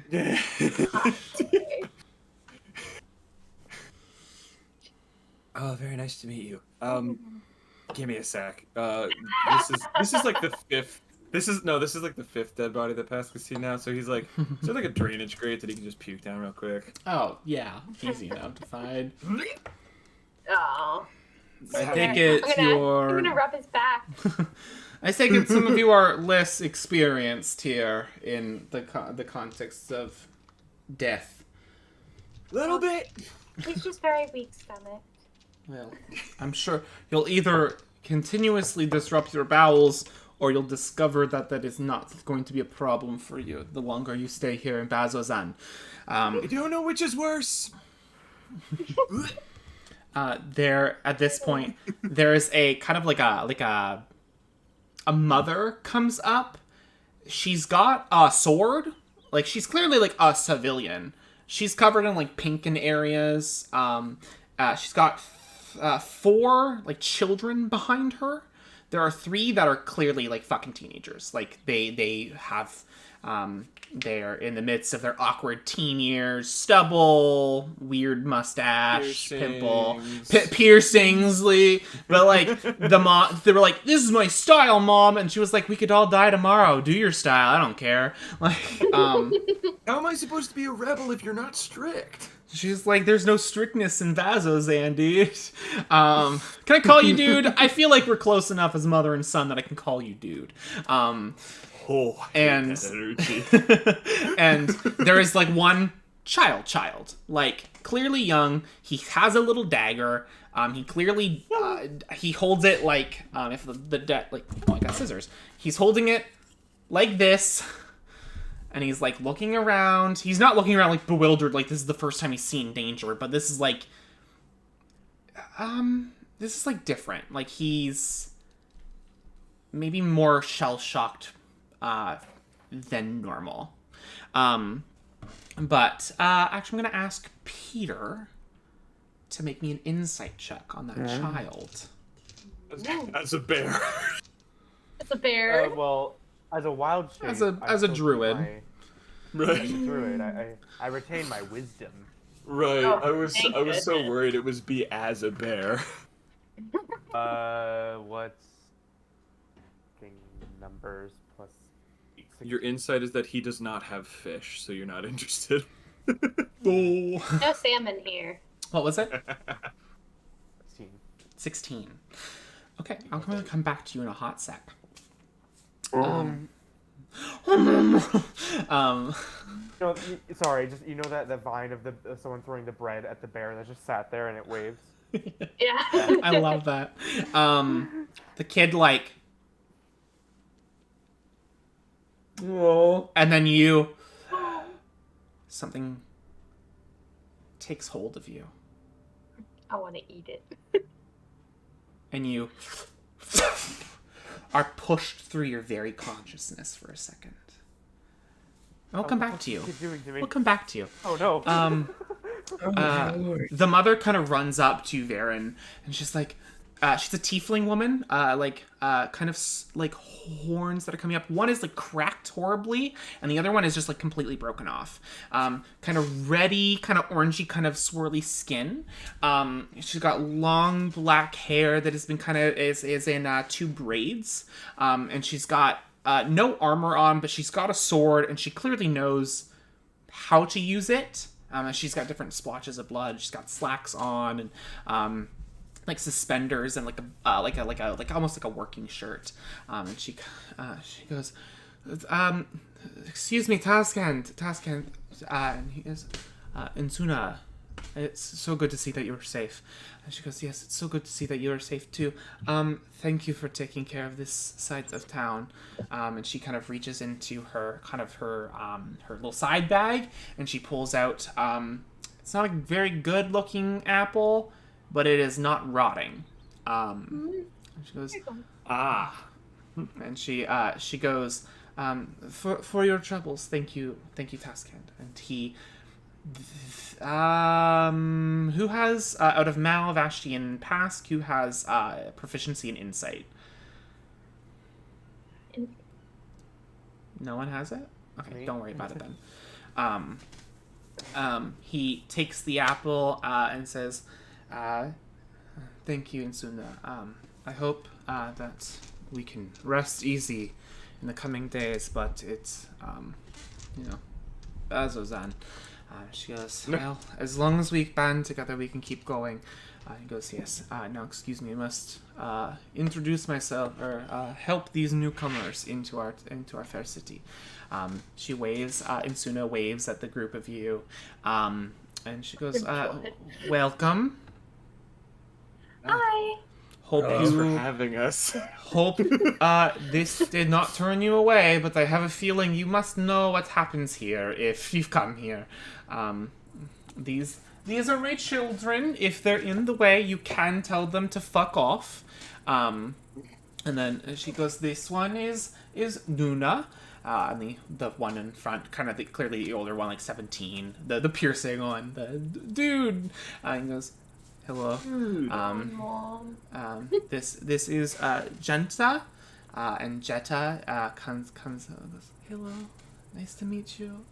And this is Yin, and the youngest one's like, hey, I'm Yin. You wanna if you need Still something, holding the dagger, like if no, the small one hasn't been introduced yet. Okay, Yin sorry. is like the youngest teenage one, and he goes, hello, if you need to fuck shit up, I will help you fuck shit up. And she's like, My kind of guy. she goes, ignore him, he's 14, and I'd rather not him fucking shit up unless he's in eyesight. Right, Yin? He goes, fine, Mom. And this is and the small child is a little goblin kid. And he goes, and this is Gettel. He's new to our family. Come here, Gettel. Say hello to the 9th stranger who helped save the city. And Gettel comes up and goes, hi, I'm Gettel. Hello, yo. It's nice to meet you all. I don't like this kid. He's got big, like, Sure you amber don't. eyes, like a light green skin. Probably can't be more than, like, 4 or 5. I want Oh, to no. kiss him on the head. Goes, I thank you for saving our town. Yeah, no problem. It was You're so cute. in the area. He smiles his little spiky teeth. Oh, I love him. Goes, and he like looks up at Mal, who's like a big robot man. He's like, wow, you're like Kind of like blades of leaning metal. down, but like instead of just like looking down, it's like 90 degree it. yeah. Wow. He like whole head goes 90 degrees. He goes, wow, you're so big and made of metal. I am. So cool. And then the branches on my head start to kind of like retract and grow outward, like their ears. And Nice. and Greta like grabs onto the trousers of Izuna. And he goes, that's I've seen that before. And points up at Head Mal. immediately towards it. Said that. The child, the goblin. He The said that. goblin, yeah. My head goes like. My head goes like, At this point, Mal like crouches down and makes himself like weirdly almost as like the same size as the kid. What'd you say? Once. I've seen one like you before. Where? Why? In my home. I turn and like look back to the group. She stayed with us for a while. Can you show me? Like turns up and looks at Insuna, and Insuna If kind of it's like, if it's not too much to sorry, you don't know me. no, I will come with you, but I don't see why it's any big issue. And you can see, make an insight check, Mal. Ugh. It's going to rain in strangers' houses now. Not the worst. 14. You kind of get from this kind of interaction, Insuna is saying yes, because this is suddenly a truth that this child has been telling her the whole time, that she hasn't been taking, like, she's been taking with a grain of salt. Like, this kid has probably been like, I've seen a big metal person, they were in my house. Oh. And then this person who was taking in a child that didn't have parents was like, really? Sure. Wow. Sure, Jan. Sure, Jan. Like, cool. That's so cool. And there's this, like, reality where there is monsters. They live in Bazzoxan. There is a lot of things that come out of the woodworks and they kill and they have to survive through. But there is now, like, a thing in front of her that is going, oh shit, like something, like he was being honest this whole time. And so she's like saying yes because maybe something's there, like maybe there's more information that can come from this. So she's like not saying like yes because she's afraid of stranger danger. She's saying yes because a stranger came in and completely blew her fucking mind. There's something that's been talking to this kid Yeah. for a while that she thought wasn't real. And let's cut over to Peter with that Oh, being fuck. said. Oh, as something shit. grips you with this child. This child, Greta, for a second, is no one to you. And then a split second, it is a deja vu familiarity. And then something grips you. And then it pushes you through your robotic consciousness, through your matrix, through your core, and pushes you somewhere else. And you look at a long hallway. And you look down and you are holding the hand of a small child. And you look down at yourself and you can see the robotic kind of exterior of a neck, but it is being held behind like nice satin dress. And it kind of flows down into a nice like blue color. With very, very like Victorian style like nanny with a big bustle on the back, and you kind of like are walking through the halls of a nice big home. And you're holding this child's hand and being guided through a large corridor as the kid, this goblin, skips behind you or beside you and guides you up through the hall past different doors, all of which are familiar to you in a very alien way, because you've never seen these doors in your life, but you are 100% certain these doors have been every day for you. And you are guided into a playroom. And Greta runs into this room. It's not a very big, like, not a very extravagant playroom. It is more like a playroom of appearance, like a small storage room that has been cleared out and painted to give the impression that they have something there for the child. And you kind of step in as Greta goes, "Come play blocks with me, Bunny. Come play blocks." And he begins to, in a small, like, wooden kind of top sliding chest, brings out all these kind of probably very like finely paid for like building blocks, like those like little like wooden cubed blocks with like letters on them and different animals on them. And he begins to stack this up. And you walk over, and your robotic limbs... Yes, did you have something you want to say? Is there anything in this room that would be a reflective surface, and or is there a window? There is a window, but there is no window attached to it. Does that make sense? Like, there's an opening for where a window might be, but there is no window.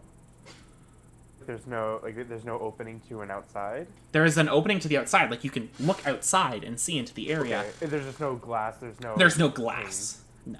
Okay, in that case, can I make a perception check out the window? Sure, go ahead, make a perception check. Where I am? 17.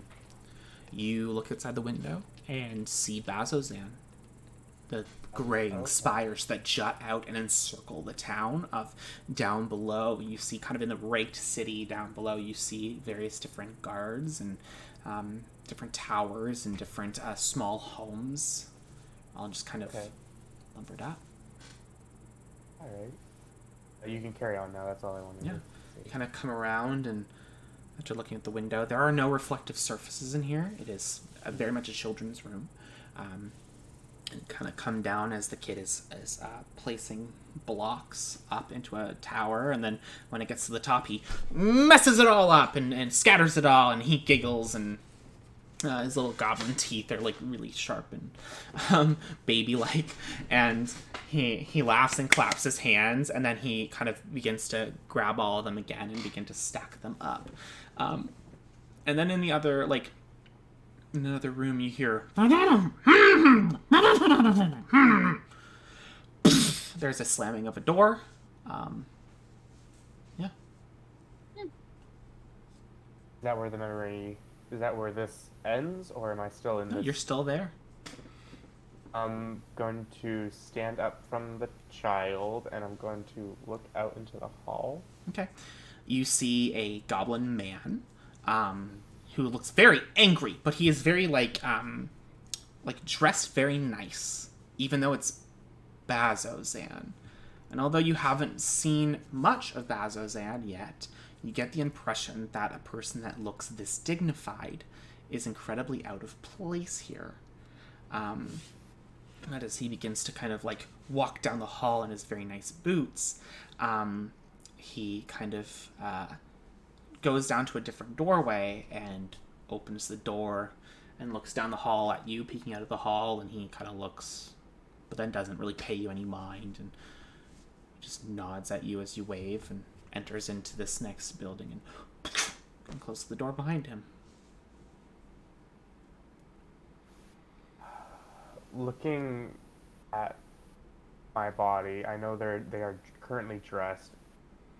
Still, it's an automaton. You said, like, I Yeah, think it's you. Yeah, it's like it's metal appendages. Your fingers are exactly like yours. Like your neck is one when you look down you see.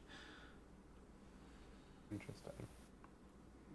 I'm gonna turn back to the kid. Mm-hmm.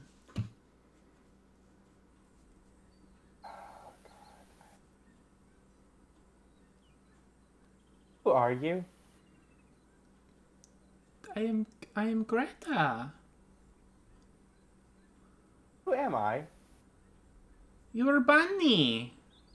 And the kid like Greta gets up and comes over to you, and it's like very much a child that does not understand what existential horror is happening to you right now.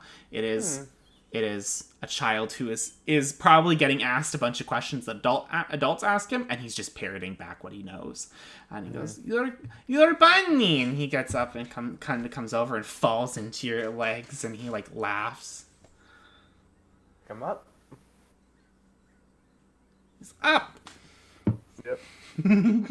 From under the arms, just kind of like.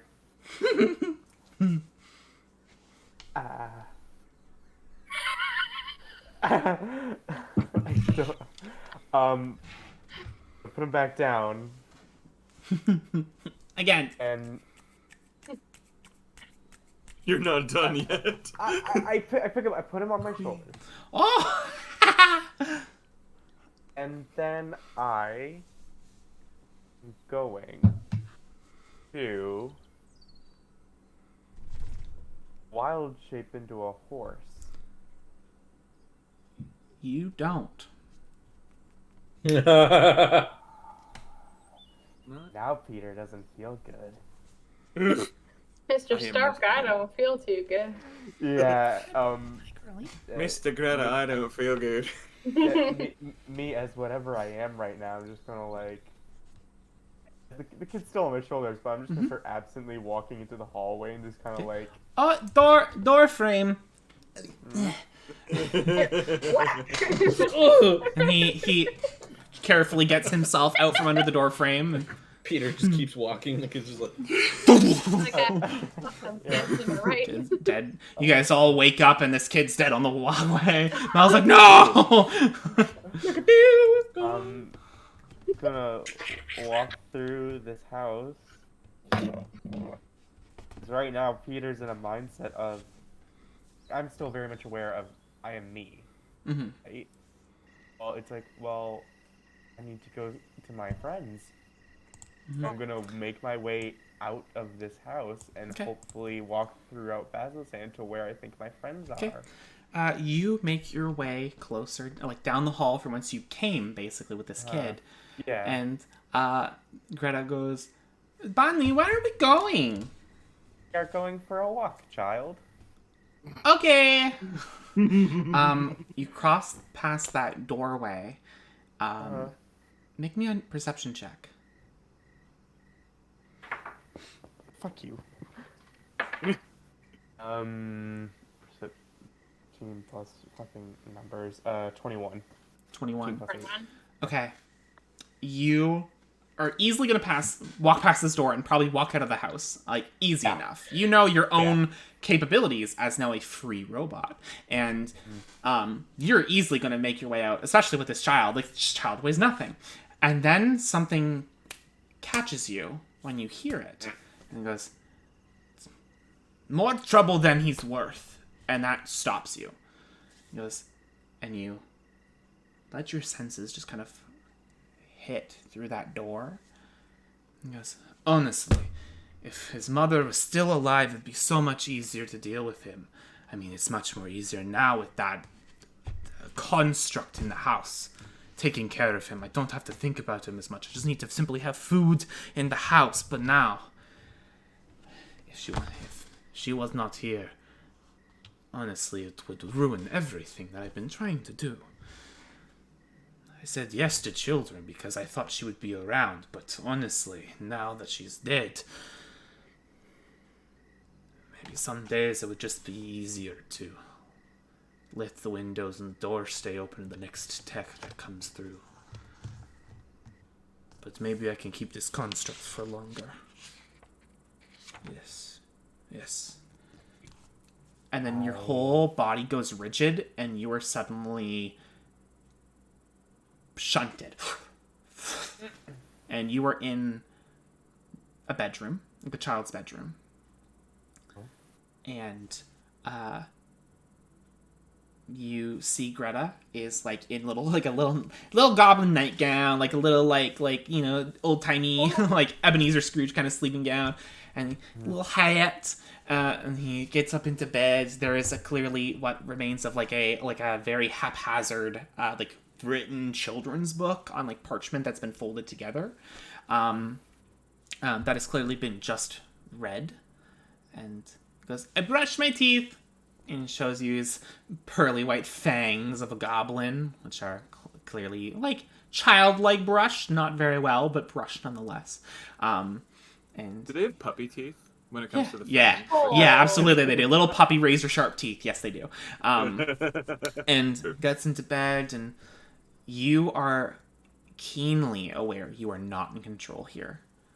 As you hear your voice go, very good.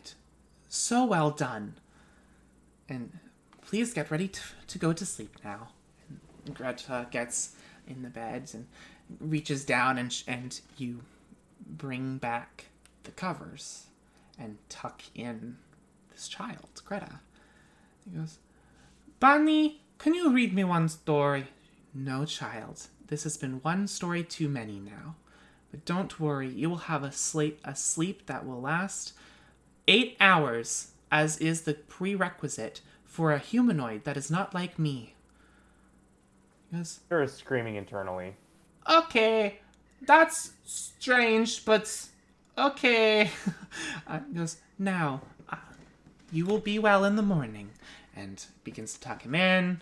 Goes, good night, and shakes his little feet under the bed. And goes, bunnies must sleep too. And turns on their heels. Goes, good night, Bunny. Good night, Greta. Closes the door. and it's dark in this hallway now without a candlelight. And the body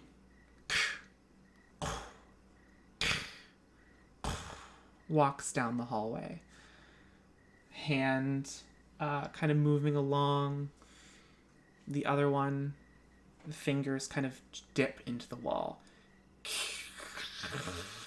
and begin to tear up stone and paint and paper as it creates 3 long drag marks with fingernails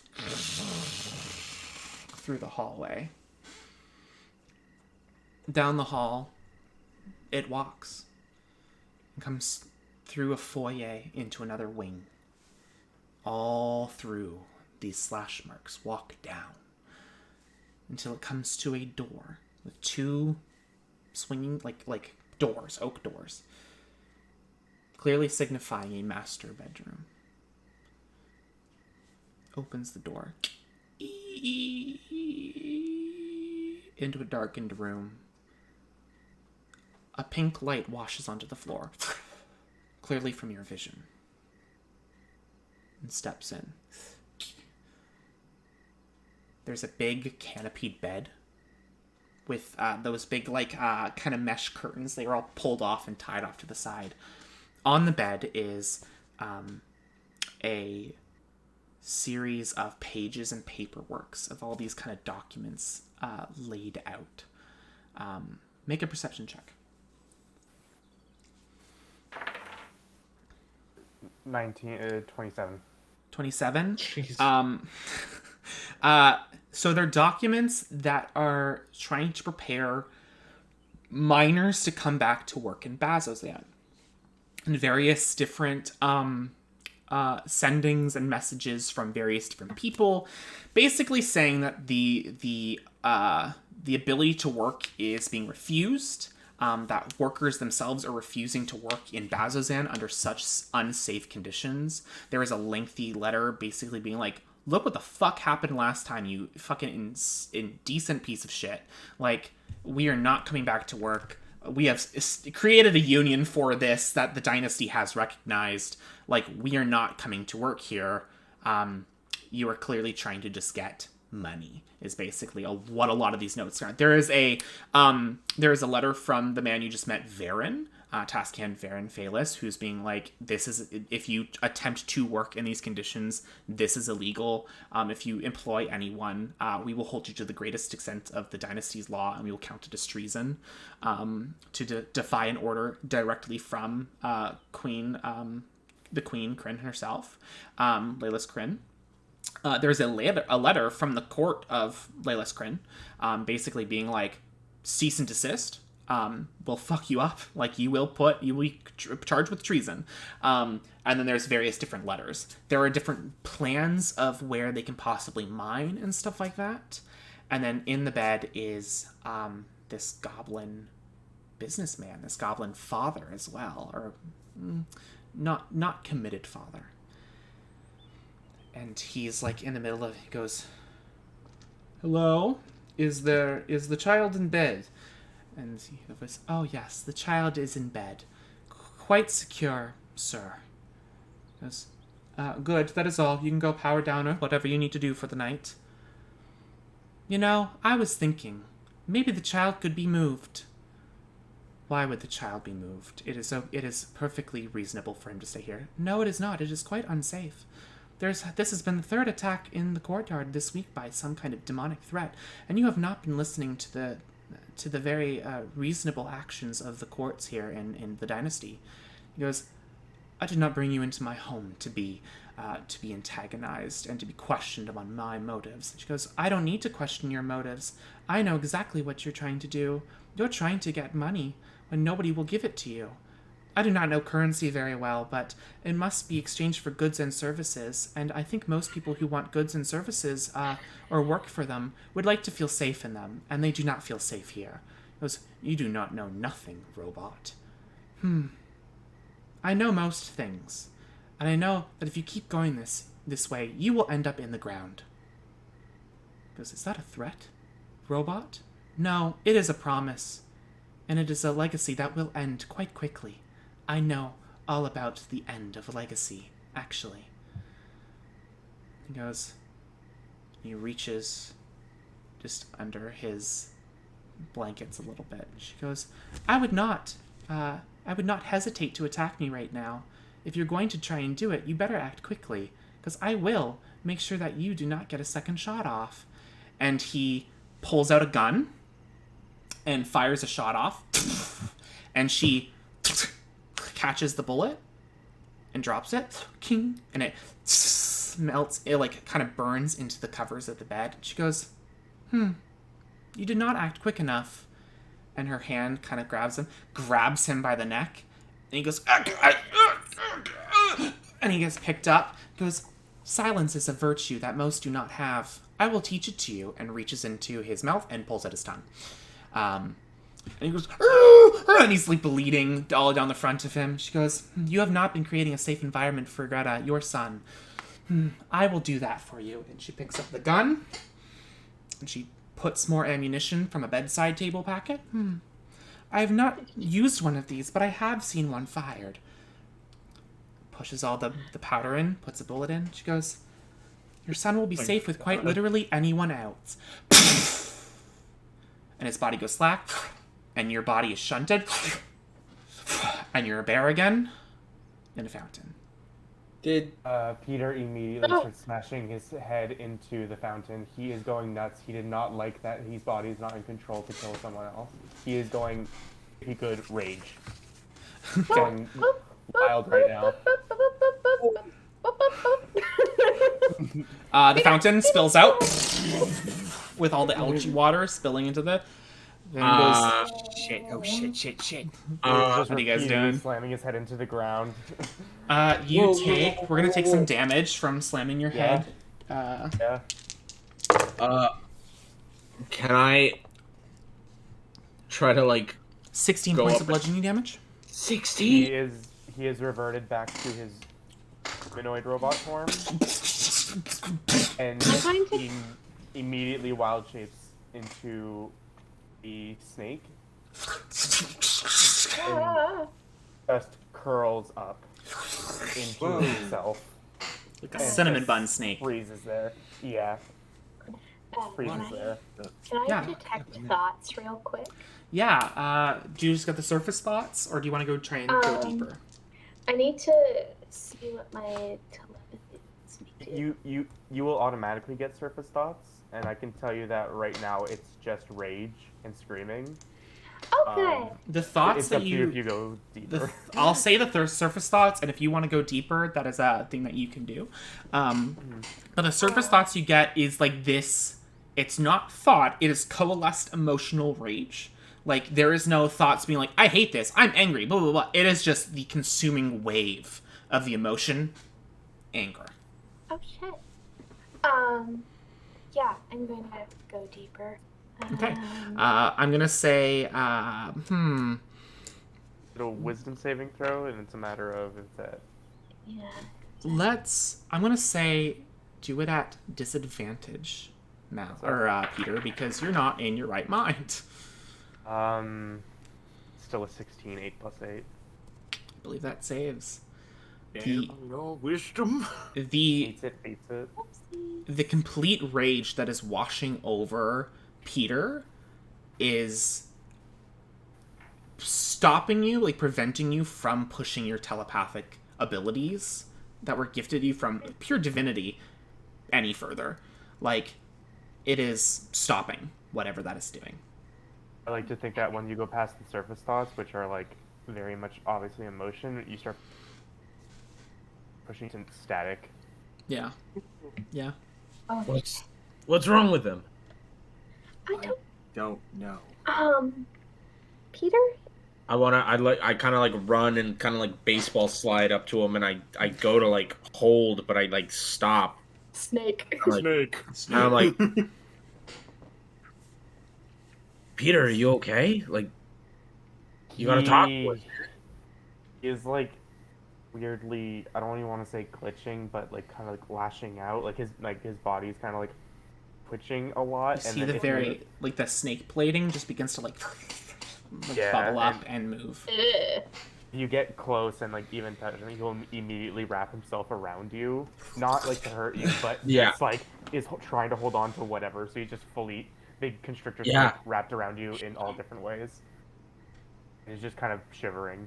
I just I hug Hug. and just enclose my arms around myself, essentially. Yeah. And just kind of hold him.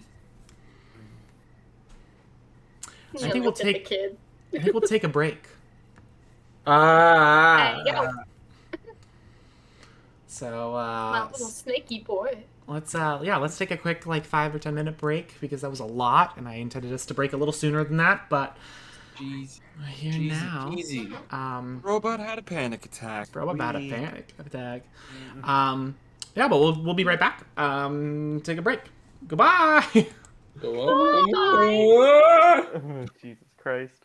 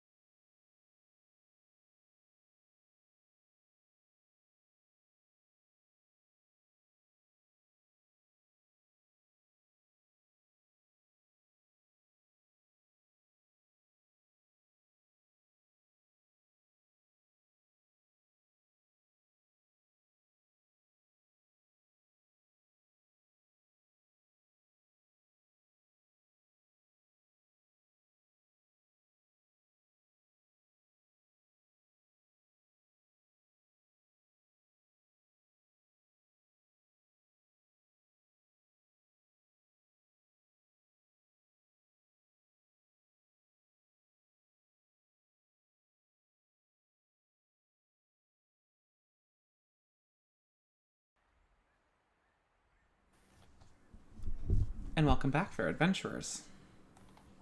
Hello. What's So- that? Welcome back. So, Good after lord. smashing through a fountain, letting all the algae water rush off, with a snake coiled around Mal's arm, hugging himself, the family goes, okay, if you're still interested in the house thing, you can come and find us. We'll be over there. And have a nice day. Thank you again, Task Hand. And Varen goes, have a nice day. And turns down to look at you all and goes, okay. So I would have said you had to pay back the fountain, but honestly, I don't think much can be said after, and points to the house that Pask like caved in half of. Say it after that. So I'm just gonna let it. I'm just gonna stay at a neutral point and say it's good. Thanks for your That was help. a miscalculation on my part. Okay. Picks up his glaive where he stands in the desert and says, if you need any help or guidance, you can find me in the barracks with the others, or if not, I'll be around town. If we were staying here for a prolonged period of time, is there an inn? There is an inn. Can we find the other group first? They ran off Oh, to go right. find other things. Yes, sorry. I'm just telling. I had a thing I was gonna do. I was just gonna ask about the inn first. Right Yes. now? Okay, how about you guys find Yes. me later when you want information? Okay. I've got to go deal I'm- with some stuff, and he goes back from where the alleyway he came from. Yes, I know, Vashti. Okay, he's gonna use message. He's gonna aim it in the direction that the other group went. He's gonna probably have to do it a few times. But he's Damn gonna. it. If only we had a spell that could let someone like send a message across any distance. That would be awesome. Hey, maybe shut up. He's gonna try and talk to Galstrad and be like, "Hey, we're okay over here. Do you guys need assistance?" You don't get a response. I say it They're to all dead. Maggie, and I do it at a different angle. Yeah, you don't get a response. Ayo? Yeah, you don't get a response. Am I out of? Is message a range thing? Is that? Oh, yeah. It's like 120 feet, something. Oh, okay. Okay, I'm really done. All right, shit, I'm not getting anything. He's gonna keep doing it to the rest of them. But he's gonna be like, okay, we should probably go see what the hell they're up to. Alrighty. Alright, and the direction that they ran in? Yeah. way. Yeah, you can That go. way! Yeah, you can definitely go that way. Follow the sounds of fighting. You guys kind of follow in through where they went. They aren't in the direction they went, but you can tell of signs that they were in that direction, as there's blast marks, big stamped out dough-like things that are smeared across the pavement, disrupted areas. One of you can make an investigation check. I'll do it. I got +4. Sure, go for it. Well, that's a 10. 10 is fine. Just for the fuck of it. Thank you, Mal. Y'all find your way through the kind of rougher looking areas of this city, before eventually kind of coming to like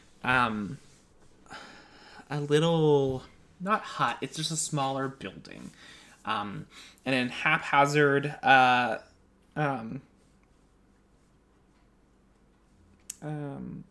haphazard symbol to the Luxon on it, a dodecahedron on it.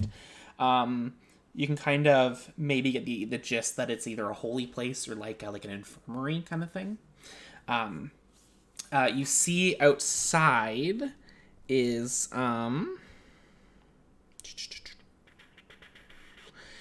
Maggie is standing outside along with Galceride.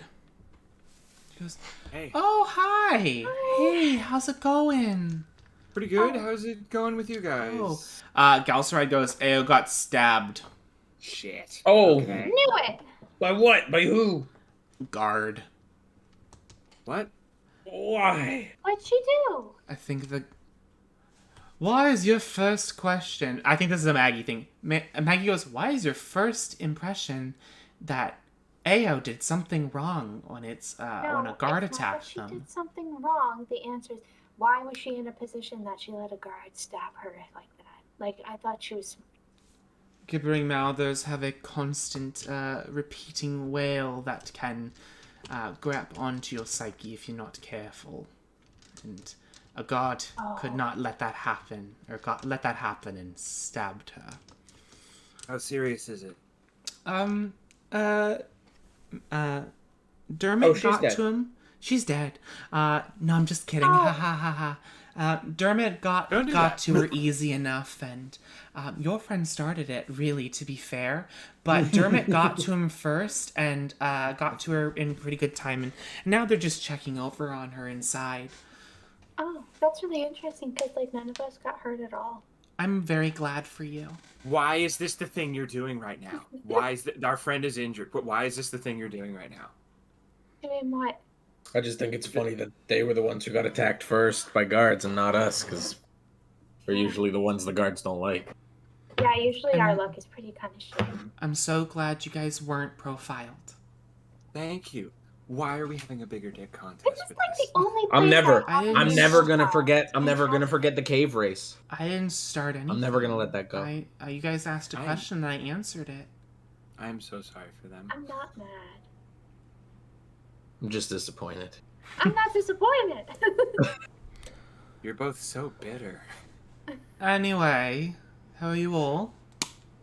I'm As Vashti has put it, you guys didn't get hurt, and that's very glad to see. not a Yeah. scratch. We got pretty Frankly, lucky. Someone Pretty darn still cool. Someone still died, by the way. I don't know why you two are coming out like nothing happened. That's unfortunate. Who died? That was fucked up. It was a guard. Oh. He became part of the monster. Oh, yes. Oh, really? And Galceride reaches into their side pouch and opens up their book and starts, became one of them.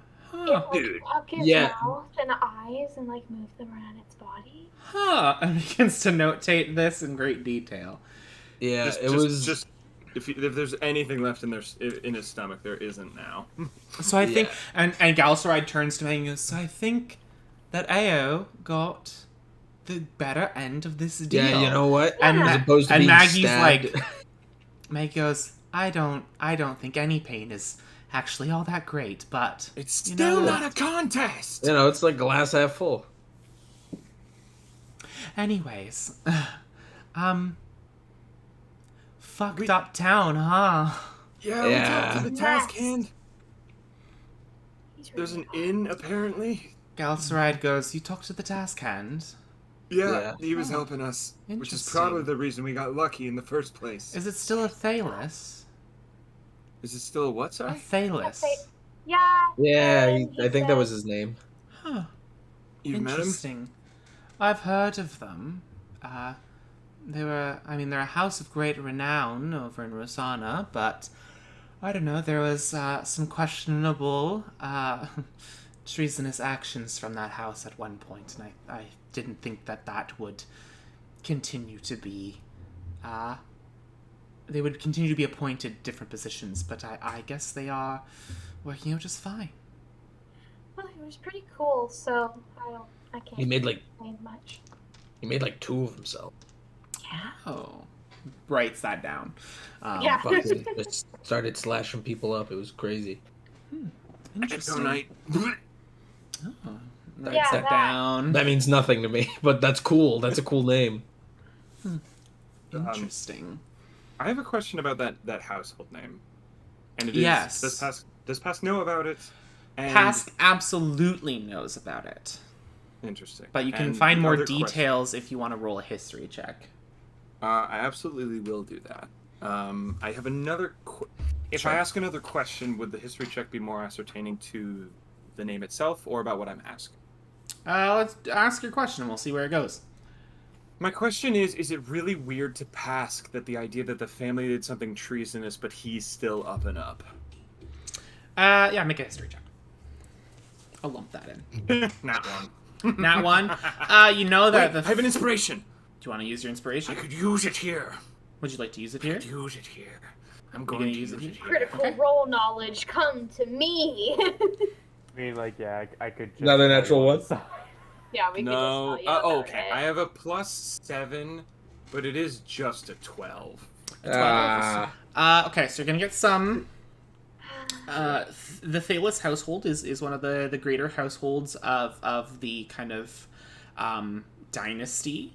It is one of which is pretty known for having kind of prodigies enter their lineage very early on, and a lot of the kind of people in that household gain titles pretty early on in their career.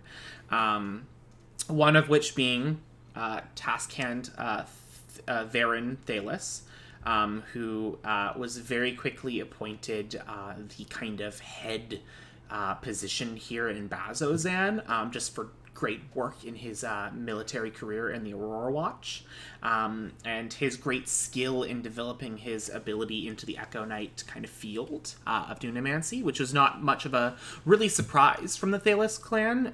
The other most notable one is Shadowhand Essek Thalos, was investigated for treasonous action on the crown some odd years ago, but before anything was concretely discovered about his possible treasonous actions, a lot of the threads fell away very quickly, and he also disappeared after a kind of he took on a outspoken position out near the ruins of Aor, out in Isilcross. So he quickly disappeared after that, after taking that position, and was not seen again.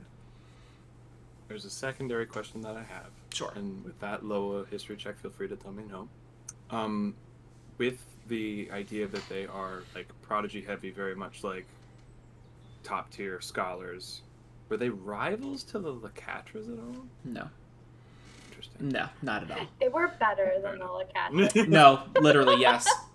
No, that's fair. No, Like, the Lacatras were like, they were riding the, like, if there was a tier list, like, the Lacatras were known for riding kind of the lower, like closer to the higher, like crossing that into higher tier status, but they like they B+. weren't they weren't raising well enough, mostly because a lot of the Lacatra legacy is a lot of secretive bullshit of like not releasing any information on their work, to the point that if they ever went to a functional, like a formal function, they'd be like, so what are you working on? They'd be like, stuff and things, and they're like, okay, and then they'd leave, and then no one would ever know. So no, they never put any information forward that would raise them anymore. So, but they never stopped putting there's- out information that would make them less.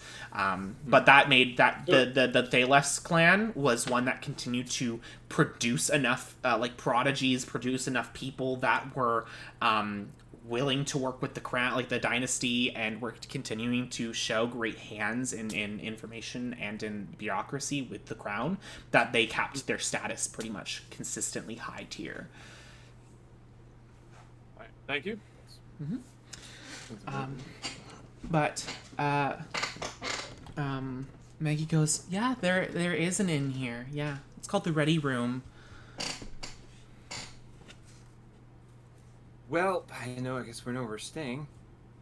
Do you think do you think I would be up for visitors if you two can stop comparing dick sizes? The door kind of opens, and Irvin steps out. Hey, how's it going? Yeah, she's good. She's all clear. She's good, and she's just getting changed, and she'll be out in a second. Sweet. What's up? Yeah, it's not much. We survived. Cool. For a second, Vashti is going to do some introspection. Mhm. Does she still feel like there's something like leading her in a direction? Oh, absolutely, there is. Okay.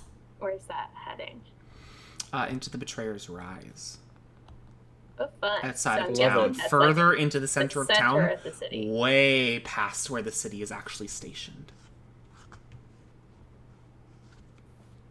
So outside of the city. Yeah, here, I'll send you a map. I'll throw a map.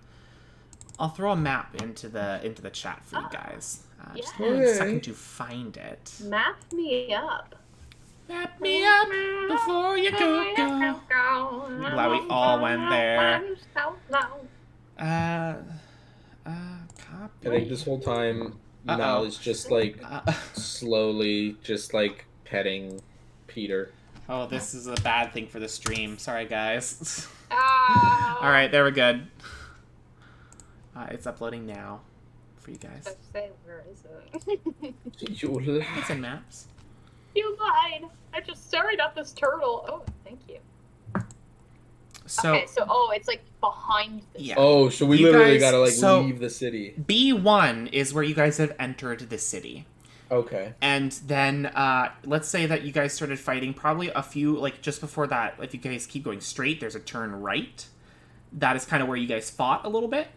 And then, going all the way up through that to the Betrayer's Rise is, like, leading you guys into the spired confluxes, that are, surrounding the city into the mountainous region.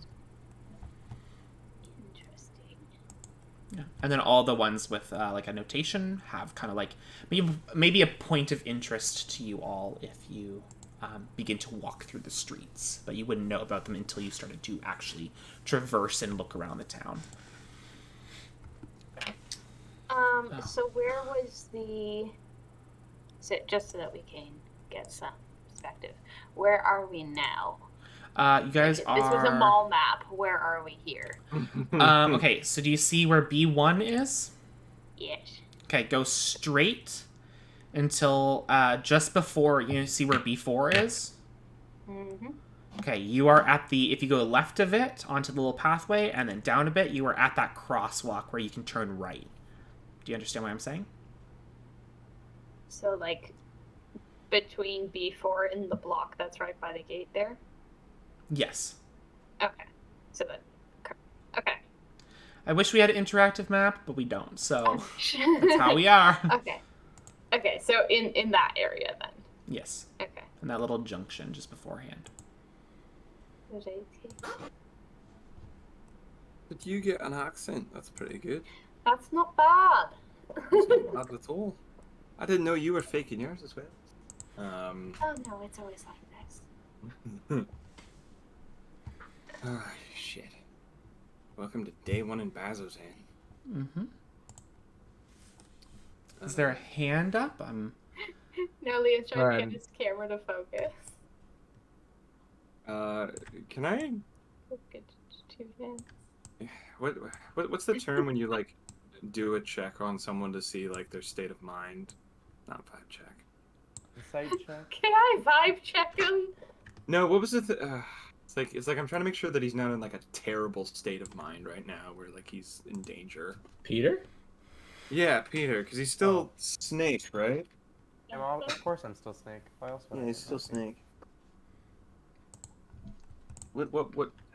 Am I able to glean something from my robot friend? Make a vibe check. Vibe check. How you doing, buddy? Another nat 1.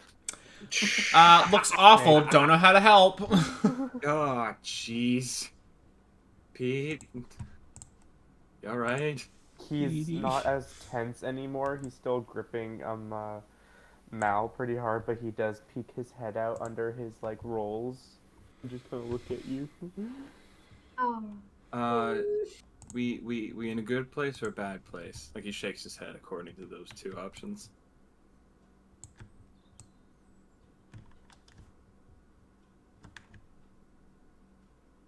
Okay. He continues to like curl back into himself so he doesn't have to show his face. Oh. Okay. You want jerky? Would that help? I'm bad at this. Do you want Ben and Jerry's? Do you want some moose tracks? Shit. It's all right, dude. You can talk to us when you want to, and I'll just keep like.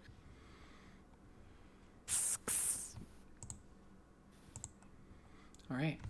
Can I pet you? Is that a yay or a nay? Would that help? No. You can pet him. Little pet. It's just him touching metal. Like there's no fucking Yeah. sense or anything. Tink, tink, tink, tink. Just some metal and moss. Yeah. Aw. Pet. So what are you guys doing? Oh shit. Wow. Well, Wanna go check out that house, or do you want to check I into a hotel do. first and fucking relax? I mean, I do kind of. I really want to see that house, but I mean, you guys don't have to come with. Like, How about- if you want to relax, can I leave Pete with you guys? And I was gonna say I can keep an eye on Pete. You and Vashti can go dip if you want. okay, if that's. I'll I Just- mean, if you're cool with that. I'm Yeah. pretty cool about most things. Sure. I also just I also don't know why we're going to this. I kind of know why we're going to this house, but it also doesn't feel like any of my business. So Okay. Yeah. Wait at the Alright. inn, I guess. all right, Pete. I unfortunately. Oh wait, maybe I can carry you. I make Pete half as heavy, and then I can carry him. Yeah, I easy can enough. carry it for you, but I can Yeah. carry you. Every minute he almost collapses and has to do it again because he will go back to his full weight. Oh I love shit, the idea pythons of are heavy. I love the idea of Pete becoming so light that he's kind of like a balloon, and Pask is just walking through Bazzoxan with a snake balloon. Okay, so Hey. hotel was who? Pask and Me Peter? and Pete. Guess so. Yeah. Okay. Unless Um, Pete wants to go to the thing, you can tell me Oh, otherwise, man. he's in a catatonic state right now. He's That's still not absolutely happy. fair. Alrighty. Well, So, what he's doing. Pask, make me an investigation check. Sure, now I roll hot. 18 plus 4. 22. Okay. You easily find your way to the ready room. A large barn with a steeple-pointed roof looms over the battered structures near the center of town. Over the double door hangs a sign that bears the tavern's name, the Ready Room. In Undercommon, Orc, Goblin, and Common. This is all listed. Nice. Yeah. It's the only one that in town that doesn't actually look like it's been militarized, honestly. But, yeah. Yeah, sorry. Did the other group stick with me, or are they sort of doing their own thing? They're kind of... they'll probably come to the end with you guys. Ao kind of comes out, and she's, like, reclipping different articles of, like, armor and clothing, and she's stringing her bag, and she gives you a thumbs up as you do a thumbs up to her. Dermot's like... Oh my god, you almost died. I'm never leaving your side again. Like, very much like the doting, like, almost sibling to this, in this duo. Just like, it's alright, to this girl it happens. who does not want that. Yeah, she's like, it happens. Don't touch me anymore. She like pulls out her hand. He's like, no, I need to be able to heal you whenever you die. You died? No, I did not die. I got lightly Wait, stabbed. Nice. You were lightly stabbed? I was lightly stabbed. Do you have a scar? Of course I have a scar. And she lifts up her scar. Oh, yeah. Hell yeah. Which comes Damn, to, I don't know. You guys enter in, and there is a woman, a drow woman with her hair tied up into a messy bun. There is a ton of different individuals here, ranging from guards to families to like bachelors that are trying not to die in Bazzoxan, but they're all kind of having like solemn drinks, or you're seeing this common theme of let me do all the firsts in our life before we die. You see a father has his son at a bar, and he's like, there you go, your first beer. And he's like, I'm 12. And he's like, yup. And it's like an orc and like an orc father son. And he's like, well, okay. And he like starts to drink it, and he's like, God, and he's like, yup, just keep drinking. And he just like keeps drinking this ale that he probably doesn't really want, but he's understanding the gravitas of his father's like giving him this.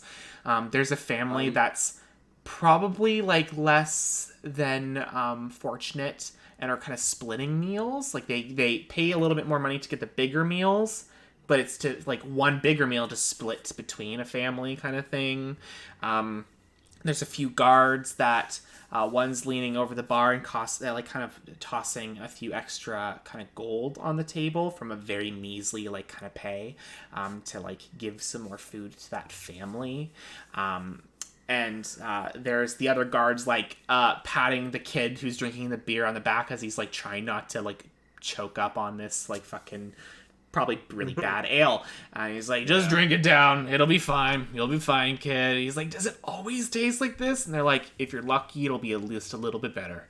And they kind of begin to get like their off-duty dinner or like they're just kind of like late lunch from the attack. But there is the woman with the messy bun and her kind of messed up kind of clothing. She goes, hello there, what can I get for you? Hi, I need either a big room or two. What do you guys want? Do you guys want to do one big room or do you just want to split it up? One big room would be a great one. Big room, okay. We only have one price for that, and that is a silver piece, please. Just a silver? Just a silver piece. Yep. I give her. And how much for every like meal that's been bought here today? Every meal that's been bought here today would run you 5 silver. Give the lady a gold, please. I give her all of them 10 gold, and I say please. You Don't. okay? And she takes it. Like you make an insight check. I feel like the less than Here's fortunate all- family might want that a little bit 4. more, but She 4? was already grifting us, so it's probably not what she actually needed. It's a little bit of he doesn't want to like give it to someone directly because he's a stranger, but he's like, you might know how to distribute this. She takes the gold. She goes, thank you very much. There's no key for the door. Sorry. That's absolutely fair. She gives you the number of what the door is, like what the room is. It's the only big room in the place. So, there's no checkout time. I think that, Wipes the bar. I think this is sort of like a really shitty wake-up call for Pask because he was sort of like a little better off at his home. Even low tier family status is like fucking rich, dude. Yeah. So this is like, oh, this is also dynasty life. Like you're not the 1%. You're a 5%. I'm You're the dangerously 5%. close. I'm dangerously close. Yeah. Shit. And she goes, can I get you any of you drinks for your snake? Yeah, this is Peter. Hello, Peter. Water, probably. Yeah, Pete, what do you want, man? You want water? She sets a bowl of water down. Thank you. Yeah, give me a... Do you have whiskey? No, I have ale. Deal. Okay. Yeah. Ale for you, young thing. I would love some. Great. Make it the biggest one you have. A mega pint. Okay. A mega pint. Mega pint. She says that'll be a silver for the mega pint. That'll be 5 copper for the regular one. Absolutely. Yeah. Just give me silver. Yeah. Again, he's only gonna give like a gold and not say anything about it. She does not refute that. Nope. She takes it. We're not arguing about this. This is just happening. The others kind of come in and ask for separate rooms, seeing that is the only option now at this point. Ao and Dermot room up because Dermot's like, I'm never leaving you, and she's like, please leave me. I need you to leave me now. She's like, no, we're gonna be roommates for life. We've already been roommates for half a life. Please, okay, all right, fine. Galceride grabs Maggie's hand and goes, Maggie, would you like to be my roommate? And Maggie goes, oh yes, of course. And Irving goes, I guess I will room by myself. Sweet. I mean, Bachelor pad. How many beds are in ours? You guys, it's 4 beds. Oh shit. You don't need it. Irving, if you want, you can sleep in our room with us. Make a persuasion check.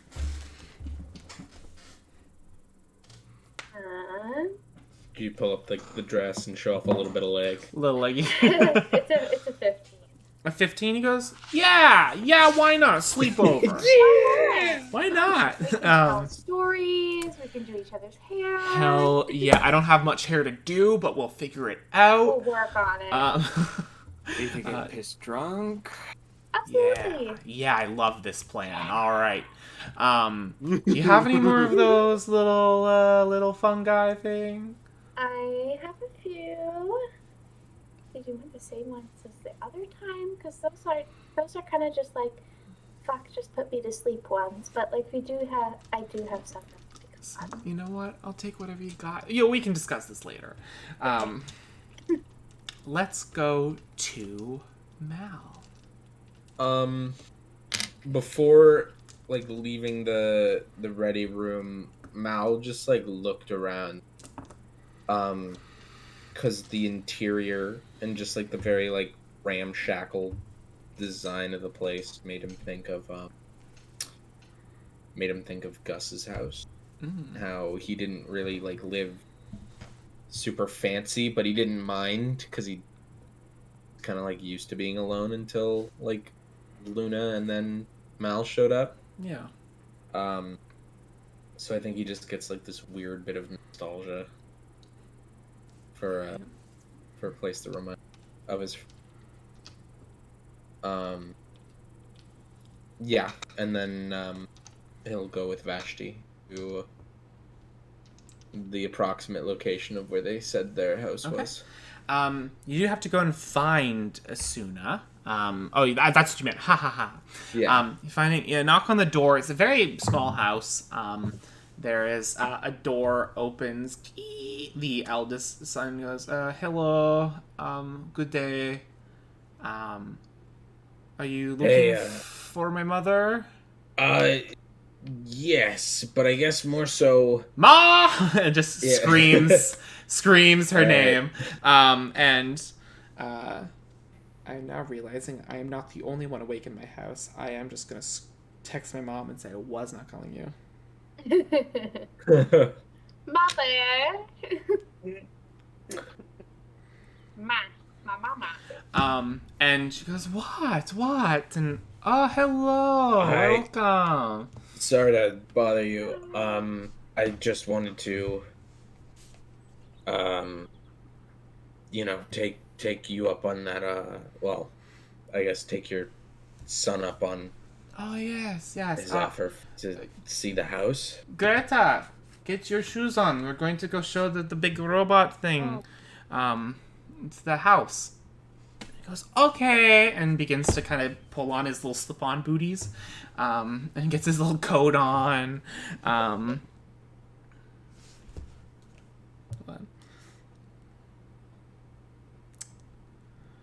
on. And you guys go up. The city is raked. It eventually kind of steeps up a little bit, and you kind of hit some staircases. And kind of find your way over. I can actually approximate where it is on the map. Okay, do you see where it says Sacrifice Engine? Yeah. Yes. Okay, it is that house right to the right of the E. Right by the sacrifice engine. Right back to the Sacrifice Engine. Isn't that interesting? That's such Yeah. a fun name. Isn't it? For a thing that totally isn't bad. Yes. Totally isn't bad. Finding your way up through that, you see that the Sacrifice Engine is a pit full of very sharp silvered knives. And a lever stands at the end, which, by all points, you could probably pull, and it'll probably turn on. You turn right, away from the Sacrifice Engine, and Aww. make That this child lived Lived beside. by. I Yes. feel like as we walk by, Mal and Vashti kind of like turn and like look at it as they're walking, like a little too long. Like they have to. Asuna- I'm curious, but I'm a little curious. Oh, I'm Asuna, insanely curious. Asuna goes, that's just one thing you're going to have to start ignoring around Bazzoxan, is I all don't want to the ignore awful it. What shit. did it do? Oh, it's a sacrifice engine. When the betrayer gods used to be on the material plane, the demonic forces that once roamed this area would throw mortals in, and she covers Gretta's ear, and then turn it on and watch as they get fucking ground up, and then take their souls and bring them back to the Nine Hills or the Abyss. It's dependent. So you kept the pit. Well, I mean, how are you going to not- remove a pit? Yeah, you can't really remove it. You Is leave the dirt in it. No, it's like it is Just cool. put a tarp over it or something. Yeah. If you we just, put like, fill it in. if they put dirt in it, it would just grind it back up. It's a that's so deity made thing. It's like devil made. It's not going to go away with some dirt. Okay, that's cool. I didn't know that. Anyways, yeah. Did you miss the part where I said demons and devils threw mortals in there and ground them up and took their souls? I mean, that's But not the demons cool and devils part. too. That's part we of their nature. So why would Yeah, you think that covering it with some? You know what? Let's just keep moving. You put a tarp over it, it's fine. A tarp would just grind up. Like what? no, Never like, mind. well, like, Like over top of it. was just admiring the craftsmanship. Okay. Anyways, and you guys get up to a very large mansion, with a front doorway, and Gretta goes, "This is my home. It's been a while." It's my home. And he comes up on the Well, stairs, and he reaches up for the door, jumps. She goes, "Okay, hold on, Greta," and opens the door. You see, instead, there is a front portrait where you see clearly Greta is not in it. It is a goblin man and a goblin woman kind of embraced for a picture, looking at like the painter of the canvas, and For the And- 5 hours they were standing there. they seem nice. There's like different like front doorway like tables and stuff like that. All of them have been cleared out, and there's a west wing and an east wing. I thought you said Weast. A west wing and an east wing. So, the Weast and Sweest. where's the person like me? They're not here anymore. I just saw one like you here. They lived with us for a long time. Oh, what happened? I mean, one day I woke up and she was leaving, and she said that someone would take good care of me, and then Asuna found me. I've been living with them ever since. How long ago was that? And Asuna, seeing that the child and their comprehension of time and space and existence is like weak here, she goes, Greta has been living with us for about 6 months now. Oh, okay. There, and covers Greta's ears and goes, Greta's father died in a mining accident.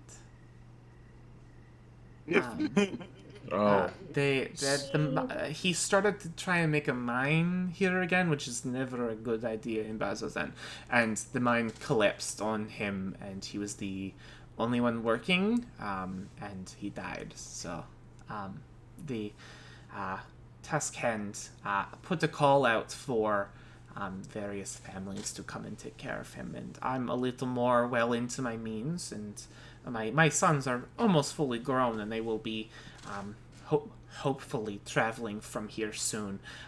So I thought I could at least travel with Greta if that came through.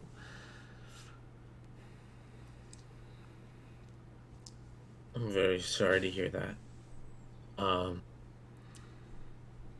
Seems like a pretty rich person house. Yeah. I'm gonna crouch down and get on Greta's level again. She uncovers Greta's ears. Did your friend say where she was going? She just said that wherever the wind takes her to find little boys and girls like me would be where it takes her. Oh. That doesn't sound like anything I know. No. You're starting to kind of... You're not the only robot. Like, you're not the only construct out there. Like, you met Peter, and you had no idea who Peter was. But, you know, now that you're, like...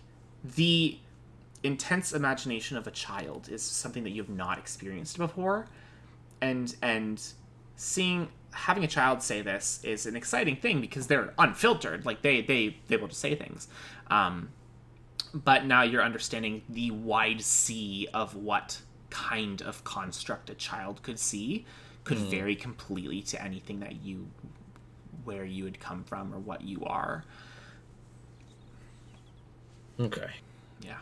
And what did you say her name was again? Her name was Bunny. Was like that her actual name? Or is that just a name like you called her? She told me to call her Bunny. I called her Bunny. Okay. That's a very cute name. It was so cute. She had a hat on that looked like bunny ears. Really? Yes. Well, thank you for showing us. I hope we didn't put you out too much. Oh no, it's no problem with it at all. As long as nothing is attacking, then it's a pretty sullen day here in Bazzoxan. But is it okay if we look around a bit, or? oh, it's nothing. I don't think the town would mind at all. It's been cleared out. We did come and collect some things from Greta's room, but. Do you want to do a quick sweep of the house? Yeah, that'd be kind of fun. Okay. As we're walking around, any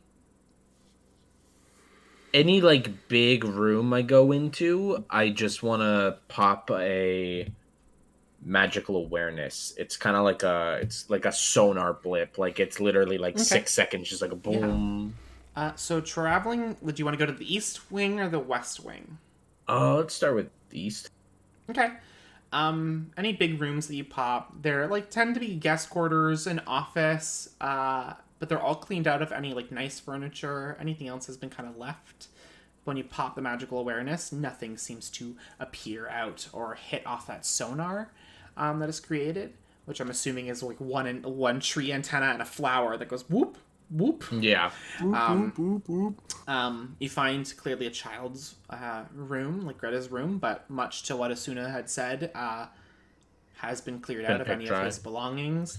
At the end, there is a playroom that has been left dusty and kind of the sand and gravel that had picked up and had flown in through this window that don't have panes or anything like that have kind of left the room dusty and sand covered.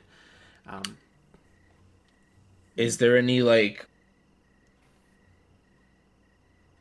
markings or anything? Was this place ransacked? No, it looks like it was very or? much. It looked like it was very much movers came in and cleared it out. Probably when his father was assumed or shown to be dead, kind of thing with the Minecraft. Okay. They were well, allocate resources.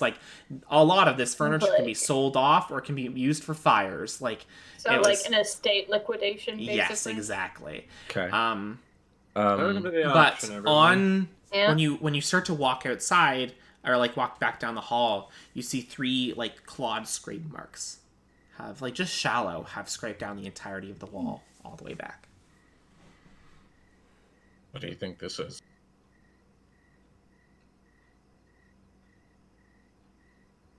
Vashi? It's a little fucked. Yeah. And so far, we've seen nothing like this in the house. Nope. West Wing? West Wing? Sorry, I was taking notes. So. No, okay, that's okay. Um, And once we get to like the end of the hall or like another big room, I'll pop my second one. Your second one does come back with a blip. And kind of, it's underneath the floorboards. And then you make an investigation check. Oh, you're just gonna smash? Don't worry about it. Well, then. I was gonna like put the axe into the floorboard to like pop it up, kind of like a makeshift crowbar. Okay, yeah, don't worry about it then. Just, it pops up. Easy enough. Inside is a small wooden box. Oh, there's a heart in it, isn't there? There's a beating heart. Why would you say that? That would be so creepy. I don't want to open it now. I've read a few books in my time. And in your books, they keep hearts under floors. Yeah. In one of them, anyways. It's more like a short story. The guy really liked crows. Edgar Allan Polearm. Yeah, Edgar Classic Allan literature. Polearm. Boulder Parchment Shears to see who opens it. Okay. Do we go on? We go on 3, okay? Okay. 1, 2, 3. Oh. Oh, we're bad at this. Okay. 1, 2, 3. You So wait, if I lose, sorry, I didn't pay It's for it. almost like a video call with latency So, isn't the best way to play this Do game. do I now open it because I lost, or do Oh, you get to no. open it because you win? We didn't specify. You have to open it. I don't want to do it. This is a beating heart. I'm gonna freak out. And I Sorry. pick up the box and I open it. Inside is a book, 3 painted photos, and a ring. And the ring is what is giving off the energy. Ooh. What? I bring it down to like Vashti's eye level and show her. What's Not on a the heart. pictures? Not a heart. Not a heart. What a heart. It is Wow. 3 pictures of a goblin woman, all in different various states, like different ages. Aw. Cute. And then a book and then a ring. Book and a ring. Does the ring fit me? It does not. If you like It's it, a then little- should it's a put a little ring little. on it. Yeah, Probably goblin size. it's a goblin-sized ring. I wonder if I could put it my on. little pinky finger. You get it on the top of your pinky finger, and that's about it. Okay, fair. That thing is a little magical, so if it like blows off your hand, Do I feel anything? Nothing happens when you slip it onto your little pinky thingy.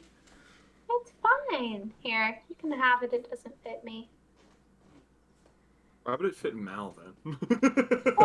I put it on one of my branches. Yeah, see, The branches accept it and wrap around it. Here, you can have this book though. It's probably Fair enough. um. Can I crack it? Like crack Yeah. it? Yeah, you it's Like, one of those ones break where it the in half. strings are wrapped around the front and you open it up. It is a journal. Ooh, read it. Oh! Someone's diary. I'm gonna read it. All right. You are reading the journal of old money, of a goblin individual who is in his first life, but his family hasn't entrusted him the mining fortune after their kind of fall from grace. Because way back in the history of this dude's family, his family was the ones to uncover in a mining expedition a rift, a kind of null rift to the abyss. And then their family, the ones that some of the miners that they were hiring in, went insane by the whispers of the abyss and activated it again and put it into the state of Bazzoxan that is today. And then fucking generations later, this guy's being like, no, we've been put under the thumb. Like a lot of his journal entries from like being here, like moving back here, is all about trying to basically bring his family back up to status of being these miners that can pull resources from a blighted lands of one day making Bazzoxan its bitch, basically. Like in any way possible. In there are lumped in letters from the Queen, from Taskin Varen Thalis, from various different workers that they've been trying to hire on, dated back like 6 months ago, like a few days, like 6 months and like 5 days, let's say. And as the journal keeps going on, there is an entry about a strange construct that came here one day. There's many different journal entries leading up to the birth of his son that basically give the impression of, you know what, my wife wants a child, she's wanting to take care of the child, let's have the child. The pregnancy is fine. He's actually he likes being the husband that can provide for his pregnant wife. Then his wife dies in childbirth, and he is kind of left with his son, and he can't get any nannies in there because Bazzoxan, anybody who could be hireable in Bazzoxan, have their own family or survival to worry about, so he can't hire it. So he's forced to take care of this child and grows this kind of... It's not like, I resent my child. It is very much, in the detailing of the words, you discover that he is resenting his child very deeply. Then it talks about a weird construct without a master. And, wants to take care of the child. Details that she's very eccentric, very matter-of-fact. Says that she wants to be something else than just what she was made to do. Details that he basically invited it to stay at the house and take care of Gretta. However, Greta still, as a 4 or 5 year old, still has a great interest in their father, and still kind of makes Greta is made to be a problem in the eyes of this father. And then just suddenly the passages just stop. They don't doesn't really speak of anything after that. There's no more entries, and that's dated about 6 months and 5 days ago.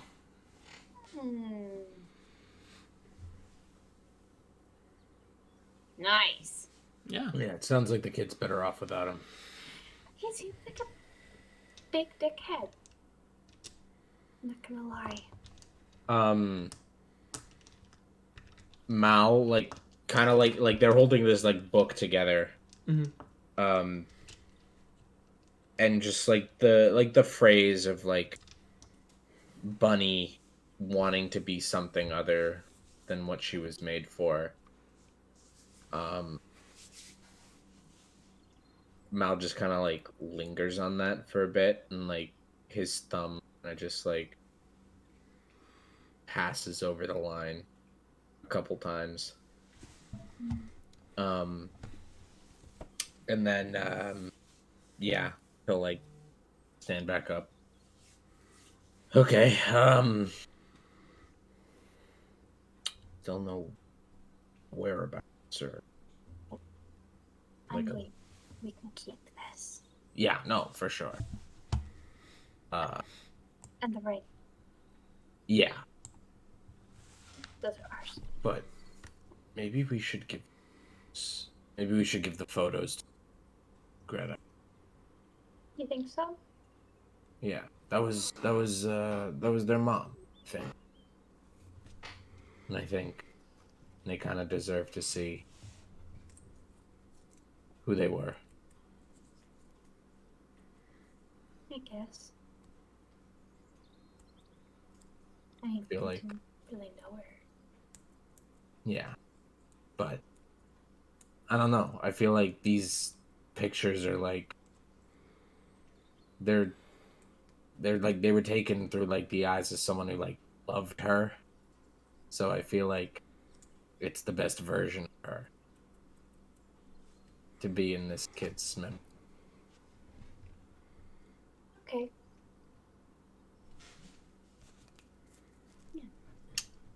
I mean, Is better there- than letting them stay in this house at night.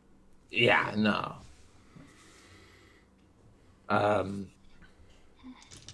You want to throw this box into the sacrifice chamber? Or the sacrifice, whatever? Absolutely, I do. Okay. Before that, is there any other part of this house, or is it just the Nope, east just and west those wings? 2 wings. It was like 1 story, and that was it. Okay. Are Greta and the mom still in the foyer, or did Yeah, they they, leave? they waited for you guys to come Okay. back. Oh, that's cool. Did you find anything you were looking for, or? Kinda. Well, glad you found something. We found Yeah. some cool stuff. Oh yeah. Really know what it is, but Yeah. Mal's gonna crouch down to Greta's level and hold out the 3 pictures. Oh, thank you. And it's like an avocado. Yeah. Thanks. I don't know what this is. You should hold on to those. Okay. We found those. We found those underneath a deep, dark staircase. so dark. A dark staircase, and she looks up at Asuna, and Asuna goes, "Wow, a dark staircase. That's very, very fortuitous that we had such strong people here to come in and claim these back for you." I don't know why I said dark staircase. It's not like this. It's kind of scary, but like. It's very scary. Asuna is like, "Shh, don't just leave it." Yeah. And what do we say to the nice people that found pictures that are probably important, Greta? Oh, thank you very much. You're welcome. I'll pull the mom to the side a little bit, like just as if we don't have any other reason to stay, maybe just like on our way back. Yeah, definitely. I'm pretty sure the pictures. Their mom. If the painting in the foyer has anything to show, then probably yes. Which I'm glad you gave it to him. That was very nice of you. His I dad's just- such a dickhead. Yeah, Oh, Dad, not really. Not great. I mean, the Thindas are not. I mean, they weren't great people. I mean, the mom was fine from what I've seen of her before her untimely passing, but yeah, the man was very less to be desired. Yeah. But still, One second. Fast, Okay. The pit. Pit, the pit. Oh, Wait, okay. right now? Do you want to pull the lever? Okay. Can I pull the lever? We're going to leave now. It's very nice meeting you all. Goodbye. Come on, Greta, and takes I Greta yeet away very quickly. Bye. I yeet But the you box were into to- the sacrifice chamber. We like You were walk out pulling the it- door and just chuck it. When you chuck Yeah. it into the sacrifice chamber, it shatters into a bunch of pieces into the pit, and then you pull the lever. Yeah, I pull the lever. A bunch of guards are like, whoa, whoa, whoa, whoa, and then it's like immediately, like millions of little silvered blades begin to Oh my roll. Just for the hell of it. What Let- demon comes out of the Yeah, pit? it's Um, cursed. You're all cursed and you Can die. I'm just trying to find the sacrifice engine note. Oh. Why did you do this? Because it's a Because we're sacrifice reckless and chamber. stupid.